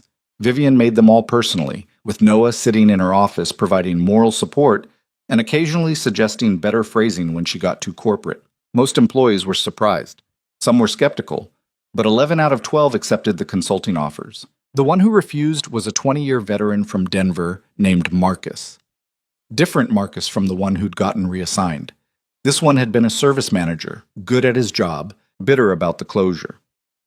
I'm not interested in consulting, he told Vivian on speakerphone. You're just trying to buy good press. I'm trying to utilize your expertise while providing better compensation than standard severance, Vivian said carefully. But I understand if you'd rather decline. You understand? Do you understand what it's like to build something for 2 decades and watch it get dismantled because some spreadsheet says it's not profitable enough? Noah leaned forward. Mr. Carson, this is Noah Bennett. I'm the consultant who ran the numbers. And yeah, I do understand that. I watched my wife build a dream for our family, and then watched cancer dismantle it while I was powerless to stop it. So I get that sometimes things you build get destroyed regardless of how much you care about them. Silence on the other end. That's not the same thing, Marcus said finally. But his voice was quieter. No, it's not. Your situation's different, but the feeling of powerlessness probably isn't. And I'm not going to pretend this consulting offer fixes that or makes it fair. But it's better than nothing, and nothing is what most companies would give you. More silence. Then, fine, I'll take the damn consulting contract, but I'm not pretending to be happy about it. Nobody's asking you to be happy, Vivian said. Just professional. Ish. After the call ended, Vivian looked at Noah. That was either really good or really inappropriate. Probably both. You keep doing that, saying things I can't say. That's because you're worried about lawsuits and I'm just worried about being honest. Honesty's dangerous in business. So's dishonesty. At least honesty lets you sleep at night. The settlement went through. The consulting contracts were signed. Sterling Motors took the financial hit, but avoided the public battle. Industry publications moved on to other stories. The crisis passed into the background noise of corporate operations. But something had shifted between Noah and Vivian that neither of them was quite ready to acknowledge. It showed up in small ways, her texting him about non-work things, him staying later than necessary at her office. The way conversations drifted from business into personal territory without either of them noticing the transition. Mason noticed. Kids always noticed. You like her? he said one evening while Noah was making dinner. Who? Vivian. You like her like her. Noah nearly dropped the pan he was holding. What are you talking about? You smile different when you talk about her, like how you used to smile when you talked about Mom. That's not... I don't... That's completely different. If you say so.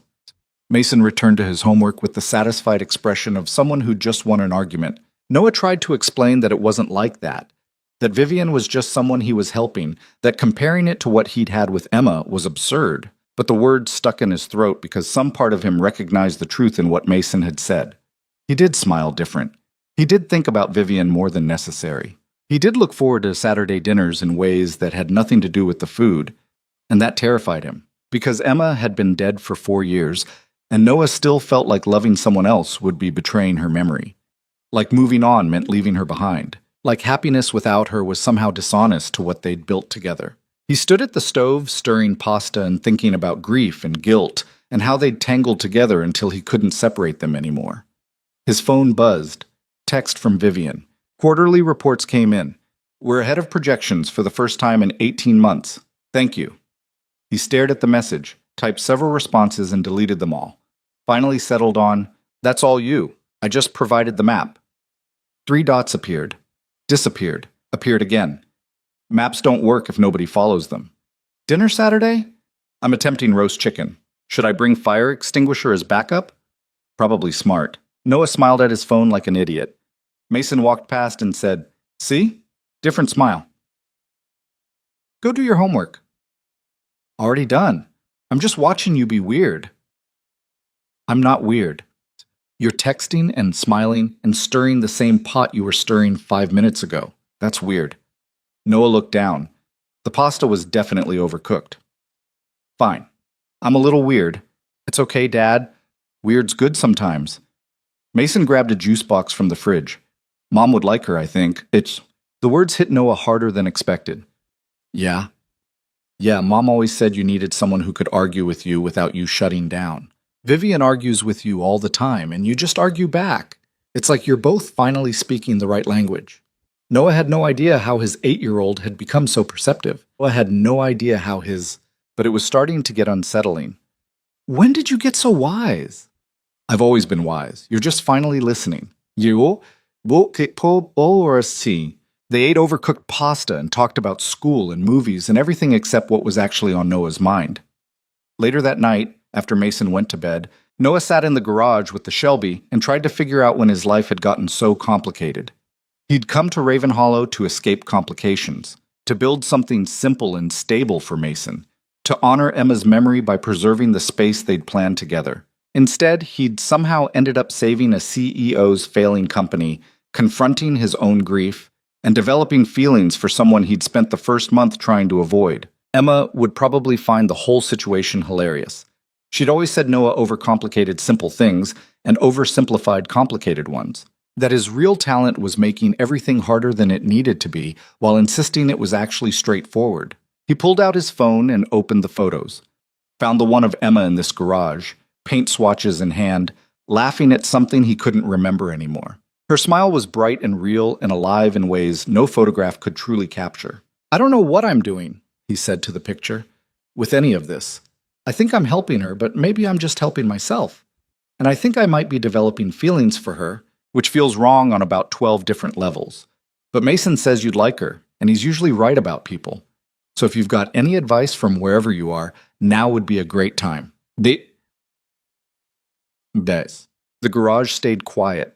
No signs, no sudden clarity, just metal and tools and the ghost of a future that never happened. Noah put away his phone and got back to work on the Shelby, because that's what he did. When life got complicated, he built things with his hands until his brain quieted down enough to function. Some habits were harder to break than others. Saturday came wrapped in early autumn cold. Noah and Mason showed up at Vivian's apartment with apple pie and jackets they'd need for the walk home. Vivian answered the door looking frazzled. The chicken is possibly ruined, she announced. I don't know what happened. I followed the recipe exactly. Did you remember to turn on the oven? Noah asked. She paused. That would explain some things. Mason started laughing. Vivian tried to look offended, but ended up laughing too. They ordered pizza instead and ate it on her couch while rain hammered against the windows. Mason fell asleep early, exhausted from a week of school.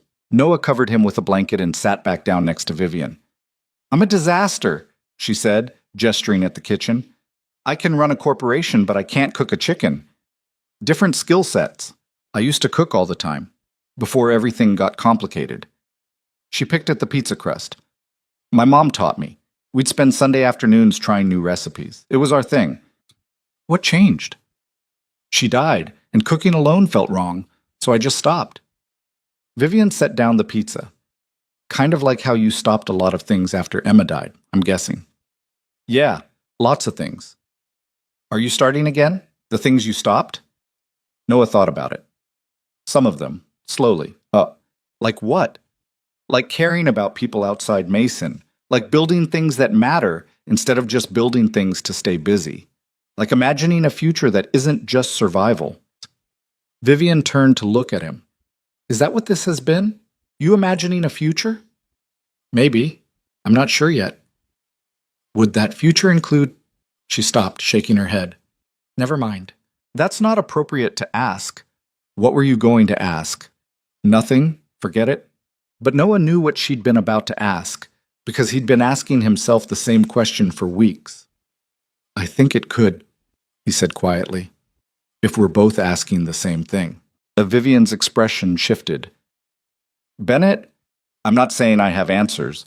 I'm just saying I'm not opposed to figuring them out." He paused. "But slowly, because I haven't done this since Emma and I don't know how to do it right." "I haven't done this ever, not really, just relationships that were transactional or temporary or both. Then we're both figuring it out from scratch." "That's terrifying." "Yeah, it really is." They sat there on the couch, rain falling outside, Mason sleeping peacefully nearby, both of them balanced on the edge of something that felt significant and fragile and maybe worth protecting. "I don't want to ruin this," Vivian said finally. "Whatever this is, you've become important to me, both of you. I don't want to mess it up by wanting more." "Well, what if wanting more is what makes it worth protecting?" "That's optimistic." "I'm not usually optimistic, but sometimes you meet people who make you want to be." Vivian smiled. "When did you become poetic?" "I've always been poetic. You just started noticing." She laughed, and the sound filled the apartment with something that felt like hope. They didn't kiss, didn't make grand declarations, just sat together while rain fell and the future stayed uncertain, and neither of them felt quite so alone anymore. Sometimes that was enough. 3 months became 4, then 5. And somewhere in the middle of winter, the consulting contract stopped mattering because Noah wasn't working for Vivian anymore. They were working together on something that had stopped being just about saving a company and started being about building a life that made sense for all three of them. The shift happened gradually, the way important things usually did. Mason started keeping a toothbrush at Vivian's apartment. Vivian started showing up in Raven Hollow on weekday evenings, eating microwave dinners at Noah's kitchen table while Mason did homework and complained about fractions. Noah started keeping spare clothes in Vivian's guest room for nights, when meetings ran late and driving home felt like too much effort. Nobody called it what it was. Nobody needed to. The Shelby Cobra was finally finished on a Tuesday in February. Noah torqued the last bolt into place around midnight, stepped back, and looked at 2 years of work gleaming under the garage lights. Chrome perfect, paint flawless, every inch of it exactly as it should be. He pulled out his phone and took a picture. Sent it to Vivian. "It's done." She called instead of texting back. "You finished it." "Yeah." "How does it feel, Psych?" Noah looked at the car, trying to find words for something he couldn't quite explain. "Like closing a chapter. Not sure if that's good or sad or both. Probably both. Important things usually are." He could hear her moving around, probably working even though it was past midnight. "Are you going to sell it?" "That was always the plan. But nothing. I need the money. Mason needs braces next year, and my truck needs a new transmission, and the house needs about 12 repairs I've been ignoring." "That's not what I asked." Noah ran his hand along the Shelby's fender. Emma had picked this car, said it reminded her of freedom and possibility, and all the things they'd do once they had time and money, and life stopped being so complicated. They'd never gotten that time. "I don't know," he said finally. "Selling it feels like giving up the last piece of what we were supposed to build together. Or it feels like finishing what you started so you can start something new." Vivian paused. She'd want you to move forward, Noah, not stay frozen in plans that can't happen anymore. You didn't know her, Sarah. No.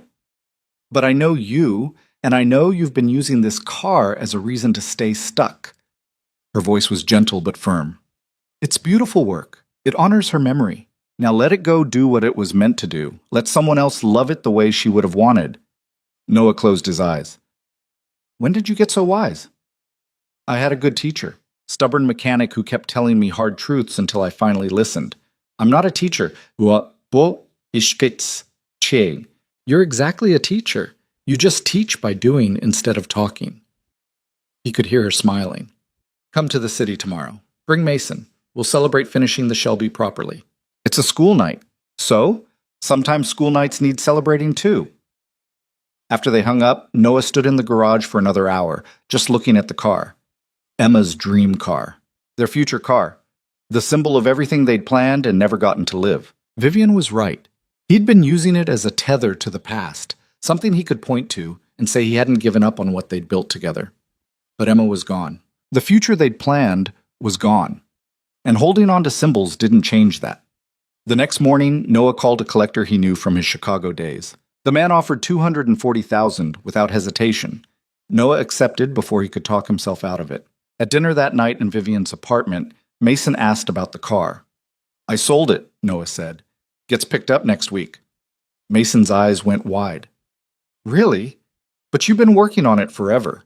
Yeah, but forever has to end sometime. Are you sad? A little, but also relieved, I think. Noah looked at Vivian across the table. Sometimes holding on to things too long hurts more than letting them go. Vivian met his eyes and smiled in a way that said she understood exactly what he meant. Mason thought about it while chewing pizza. What are you going to do with the money? Fix the house, fix the truck, put some aside for you. Noah paused. And maybe take a vacation. Haven't done that since before your mom got sick. Can Vivian come? Noah hadn't expected that. I don't know, maybe. You should ask her. I'm sitting right here, Vivian said. You can just ask me. Mason looked at his father expectantly. Noah felt suddenly like he was 16 again, fumbling through asking someone to prom. Would you want to come on vacation with us? Where? No idea. Haven't gotten that far. Then yes, probably. Depends on where. She was trying not to smile too wide. Ask me again when you have actual plans. Deal. After Mason fell asleep that night, Noah and Vivian sat on her balcony despite the cold, watching the city lights and talking about nothing important. I'm proud of you, Vivian said eventually, for selling the car. I know that wasn't easy. You made it easier, giving me permission to move on. I didn't give you permission. You gave yourself permission. I just agreed with you. That's basically the same thing. It's really not. She pulled her jacket tighter against the wind. You know what I realized working with you these past months? What? That I'd built my entire life around proving I could succeed alone. Like needing help was weakness. Like admitting I couldn't do everything myself meant I'd failed somehow. That sounds exhausting. It was. It is. She looked at him. But you showed up and refused to let me keep doing it. You pushed back when I was wrong, called me out when I was hiding, made me see that asking for help wasn't weakness, it was just being human. I'm pretty sure you figured that out yourself. I just happened to be there when you did. See, you keep doing that, deflecting credit, taking up less space than you deserve. Vivian shifted to face him directly. You saved my company, Noah. Not the numbers you ran, or the plans you made. You. By being someone who gave a damn about more than just profit margins. By treating me like a person instead of a position. I didn't save your company. You did. I just held the flashlight while you did the work. Bennett. What? Shut up and take the compliment. He smiled. Fine. Thank you. You're welcome. They sat in comfortable silence, the kind that only came from people who'd learned each other's rhythms. The city hummed below them, oblivious to small moments on random balconies that somehow meant everything. I think I'm falling in love with you, Vivian said suddenly. I'm not sure. I've never really been in love before, so I don't have a reference point. But I think about you constantly. I miss you when you're gone. I want you to be proud of me. That feels like it might be love. Noah's heart did something complicated in his chest. That definitely sounds like love. Is that okay? Me saying that? Yeah, it's okay. Are you going to say it back, too? I don't know if I can yet. Not because I don't feel it, but because the last time I said those words to someone, I lost her. And some part of me is terrified that saying them again is inviting the same thing to happen. Vivian reached over and took his hand. I'm not Emma. I can't replace her, and I wouldn't try. But I'm here, and I'm not going anywhere unless you want me to. I don't want you to go anywhere. Then I won't. It wasn't a declaration. It wasn't poetry. It was just two broken people admitting they'd found something worth protecting in each other. Sometimes that was enough. Sterling Motors' next quarterly report showed profit for the first time in 2 years. Not huge profit, but sustainable numbers that proved the restructuring had worked. The board meeting where Vivian presented the results was almost boring in its lack of drama. James actually congratulated her, though it looked like the words caused him physical pain. Noah sat in the back of the conference room, not really needed, but there anyway, because Vivian had asked him to be. After the meeting, several board members approached him, asked about his consulting rates, whether he'd consider taking on other clients. Noah politely declined all of them. You could make real money doing this, one of them said. Corporate restructuring consultant. You have a gift for it. I'm a mechanic, Noah said. This was a one-time thing. That seems like a waste of talent. Maybe it was. But Noah had learned the hard way that talent wasn't the same as calling. He was talented at a lot of things that made him miserable. Being a mechanic, building things with his hands, those were the things that actually made him feel whole. Vivian found him afterward in her office. They're trying to poach you. Yeah, not interested. Why not? You'd be good at it. Better than good. Because I don't want to do this for everyone else. I wanted to do it for you. There's a difference. She smiled. So what now? Your contract technically ended 2 months ago. We just kept ignoring that. I noticed. Are you going back to Raven Hollow full time? Back to being just a mechanic? Noah thought about it. I don't know. Haven't figured that part out yet. Figure it out with me. What does that mean? Well, Vivian walked to her window, looking out at the cities she'd spent 8 years conquering. It means I'm tired of living in this tower alone. It means Mason asked me last week if I'd ever considered moving somewhere quieter. It means I've been thinking about what life looks like when you stop running from grief and start building towards something else. Are you saying you want to move to Raven Hollow? I'm saying I want to be wherever you and Mason are. If that's Raven Hollow, fine. If it's here, fine. If it's somewhere completely different, also fine.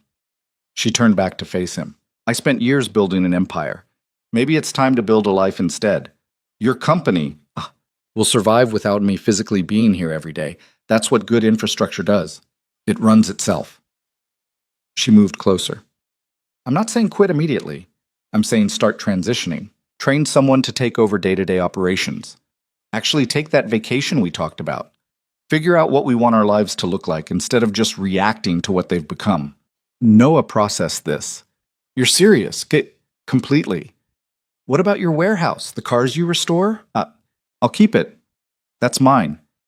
But I can restore cars anywhere that has garage space and an internet connection. She smiled slightly. Raven Hollow has both of those things. Last time I checked. It does. Then what's stopping us? Nothing, I guess, except figuring out the details. Details are easy. Deciding to do it is the hard part. Vivian took his hand. So are we doing this? Building something together that's more than just business? Noah thought about Emma, about what she'd want for him and Mason, about whether loving someone new meant betraying her memory or honoring it by not staying frozen in grief. He thought about Mason's notebook full of Emma's quotes, one in particular. The best way to honor someone you've lost is to keep living fully, not to stop living in their memory. Emma would want this. She'd want him to be happy.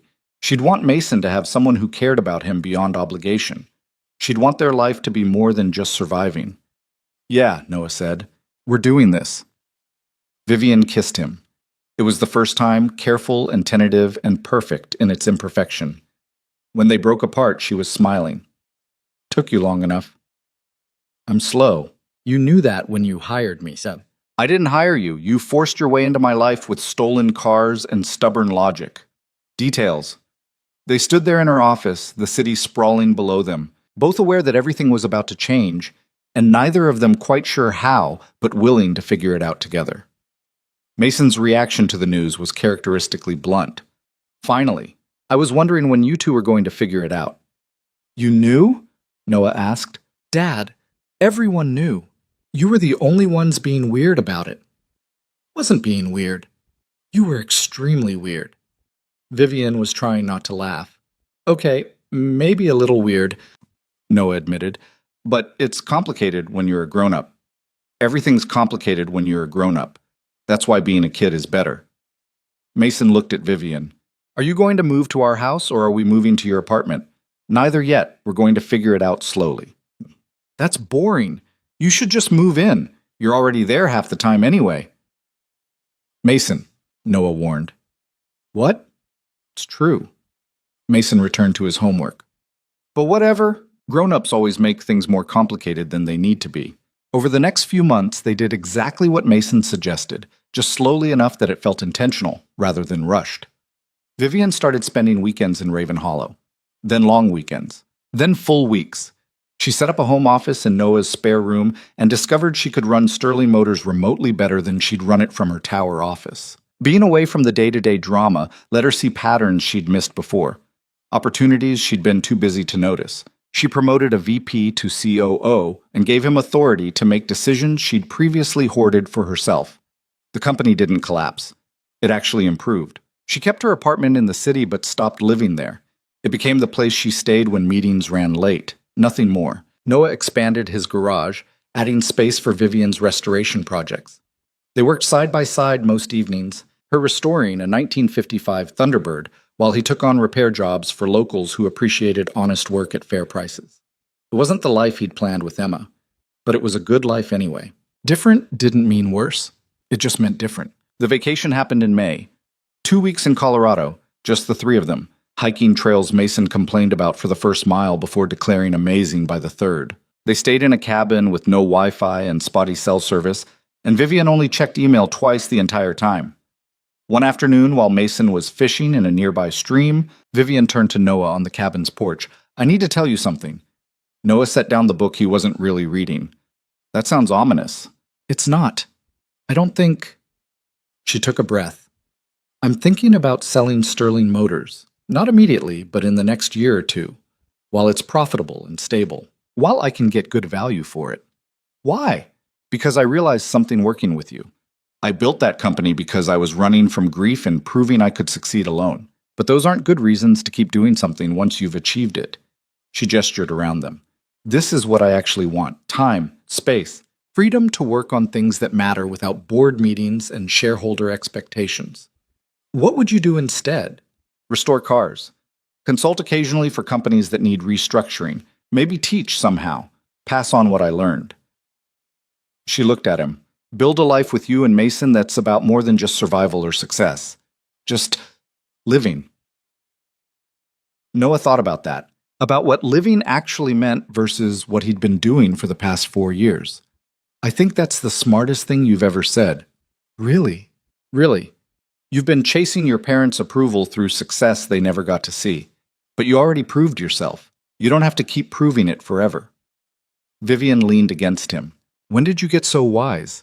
I had a good teacher, stubborn CEO, who kept pushing me to face things I was avoiding. They sat on the porch watching Mason fish with more enthusiasm than technique, both of them thinking about futures that were finally starting to feel possible instead of terrifying. That night, after Mason went to bed, Noah found Emma's photo on his phone, the one from the garage, paint swatches in hand, laughing. I think you'd like her, he said quietly. She's stubborn and dramatic and makes everything more complicated than it needs to be. But she's also kind and patient with Mason, and she doesn't try to replace you. She just exists alongside the memory of you, which feels right somehow. The photo didn't answer, but Noah didn't need it to. He'd already figured out what Emma would say. She'd say she was proud of him, for surviving, for healing, for letting someone new in without erasing what they'd built together. For teaching Mason that love didn't end just because people died, It just changed shape. She'd probably also say it took him long enough to figure it out. Noah smiled and put away his phone. The Shelby's buyer sent photos a month after taking delivery. The car was perfect, maintained with obvious care, exactly as it should be. Noah looked at the photos and felt grateful instead of sad. Emma's dream car was out there being loved by someone else. That was exactly what dreams were supposed to do. Exist in the world, bring joy, keep moving forward. Sterling Motors sold 18 months later for more than Vivian expected and less than she'd once thought she needed. She split the proceeds between investments, a sizable donation to a cancer research foundation in Emma's name, and a fund for Mason's college education that was generous enough to make Noah uncomfortable until she explained that family took care of family. They bought a house together on the edge of Raven Hollow. Bigger than Noah's old place, with garage space for both their projects and a yard where Mason could actually run around without hitting the neighbor's fence. It wasn't a mansion, it wasn't even particularly fancy, but it was theirs. The old house, the one Noah and Emma had planned to renovate together, he sold to a young couple just starting out. They promised to keep the garage, to respect its history. Noah gave them his blessing and meant it. Moving forward didn't mean forgetting. It just meant making room for new memories alongside the old ones. Mason was 10 when he asked the question Noah had been waiting for. They were in the garage, Mason supposedly helping, but mostly just asking questions and getting in the way, when he suddenly said, "Do you think Mom would be mad? That you're with Vivian now?" Noah set down his wrench. "What do you think?" "I think she'd be happy you're not sad anymore. But I don't know for sure because I can't remember her as well as I used to, and that scares me." "What?" Noah pulled Mason into a hug. Forgetting what she looked like isn't the same as forgetting who she was. The important parts are still there. Her love for you. The things she taught you. The way she saw the world. But I'm scared I'll forget those things too. Then we'll keep reminding you, me and you and Vivian. We'll tell you stories and show you pictures and make sure you know exactly who your mom was and how much she loved you. Mason was quiet against his chest. Then, "Does Vivian mind that we talk about Mom?" "No, she encourages it, because she knows your mom is part of what made you who you are, and she loves who you are." "Do you love her, Vivian?" Noah had been waiting for this question too. "Yeah, I do." "Good, I love her too." Mason pulled back. "Is that okay?" "It's more than okay, it's perfect." They went back to work on the car they were restoring together. A 1972 Ford Bronco that Vivian had bought as a surprise for Mason's future 16th birthday. The kid didn't know yet. They were going to restore it together over the next 6 years, building something piece by piece that would be ready when Mason was. That's what families did. Built things together, fixed what was broken, made plans that stretched into futures they couldn't quite see yet, but believed in anyway. Later that night, after Mason went to bed, Noah and Vivian sat on their back porch, watching stars that were actually visible out here, away from the city lights. "He asked if I love you," Noah said. "What'd you tell him?" "The truth, that I do." Vivian took his hand. "Are you saying it to me or just reporting it?" Noah turned to look at her. Really look at her. The woman who'd tried to destroy his life and ended up saving it instead. Who'd fought him and pushed him and refused to let him stay frozen in grief. Who'd loved his son like her own and never tried to replace the mother he'd lost. "I love you," he said. "For real. Not complicated or confused, just love." She smiled and it transformed her face into something unguarded and genuine. "I love you too. Have for a while. Was just waiting for you to catch up. I'm slow." "I know. That's part of your charm." They kissed under stars that didn't care about corporate empires or tragic pasts or any of the complications humans invented to make life harder than it needed to be. When they broke apart, Vivian said, "So what's next? We've rebuilt your life, saved my company, survived Mason's wisdom.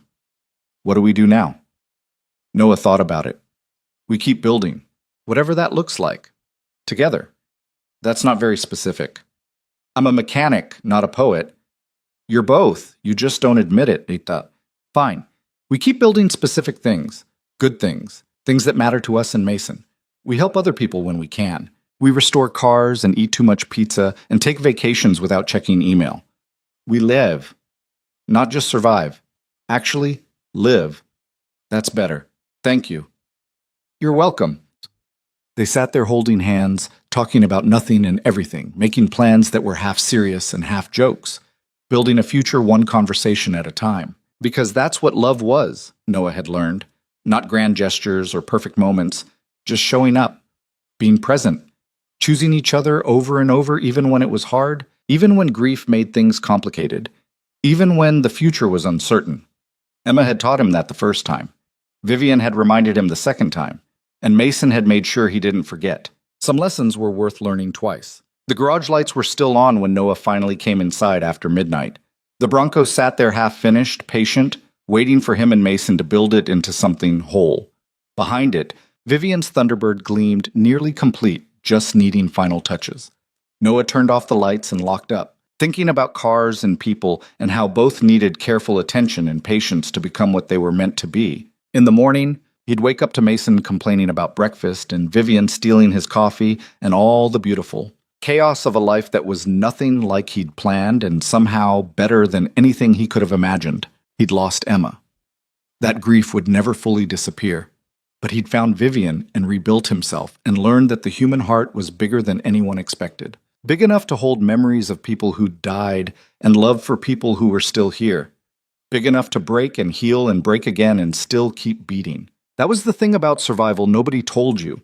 It wasn't about becoming who you were before tragedy hit. It was about becoming someone new who carried the past without being crushed by it. Someone who could love again without betraying the first love. Someone who could build a future while honoring the one that never happened. Noah had been so afraid that moving forward meant leaving Emma behind. But she was still there in the garage she'd dreamed of, in the son she'd raised, in the lessons she'd taught about kindness and courage, and not letting fear keep you frozen. She was still there, just not in the way that hurt anymore. Vivian was waiting for him in their bedroom, reading a book about restoration techniques that she'd probably memorized by morning. She looked up when he came in. Everything locked up? Yep, done. Mason asleep? Finally. He tried negotiating for another hour of video games. Did you cave? Of course I caved. I have no backbone when it comes to that kid. She laughed. That's because you're a good father. I'm a mediocre father who gets lucky occasionally. You're a great father who doesn't give himself enough credit. She set down her book. Come to bed. Bennett, tomorrow we're teaching Mason how to rebuild a carburetor, and you'll need rest. He's 10. He met me, yes. So? I was rebuilding engines at 12. He's got 2 years to catch up. Well, Noah changed into sleep clothes and climbed into bed beside the woman he'd never expected to love and couldn't imagine living without. Vivian? Yeah? Thank you for not giving up on me when I was being impossible. You were never impossible, just stubborn. What's the difference? Impossible means unfixable. Stubborn just means taking longer to fix. She turned off the light. Besides, some things are worth the wait. In the darkness, Noah reached for her hand and held on. Tomorrow they'd work on cars and fight about stupid things and navigate the beautiful mess of being a family that didn't fit traditional definitions but fit each other perfectly. Tomorrow Mason would ask 1,000 questions, and Vivian would answer them all with patience Noah still found remarkable.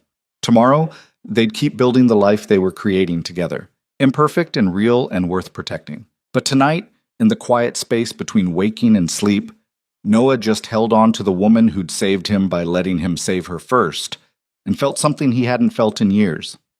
Peace. Not the absence of pain or grief or complication, just the presence of something stronger. The knowledge that whatever came next, he wouldn't face it alone. That broken things could be rebuilt into something new. That endings weren't really endings, just transitions into chapters nobody saw coming. The woman who'd tried to humiliate him had become the woman he loved. The mechanic who'd refused to sell his property had become the man who helped save her empire. And somewhere in the middle of their war, they'd accidentally built something neither of them planned, but both of them needed. That's how life worked sometimes. The battles you thought would destroy you ended up teaching you how to survive. The people you thought were enemies became the ones who understood you best. And the future you were terrified of building turned out to be exactly what you'd been searching for all along. You just had to be brave enough to let it happen. Noah fell asleep thinking about mourning and mason and restoration projects that stretched years into the future, surrounded by proof that some things really did work out okay in the end, even when you were convinced they wouldn't, even when you'd given up hope, even when you'd forgotten what hope felt like. Sometimes life surprised you by being kind after being cruel for so long, and sometimes the best thing you could do was just hold on and let yourself be surprised. That was enough. That was everything.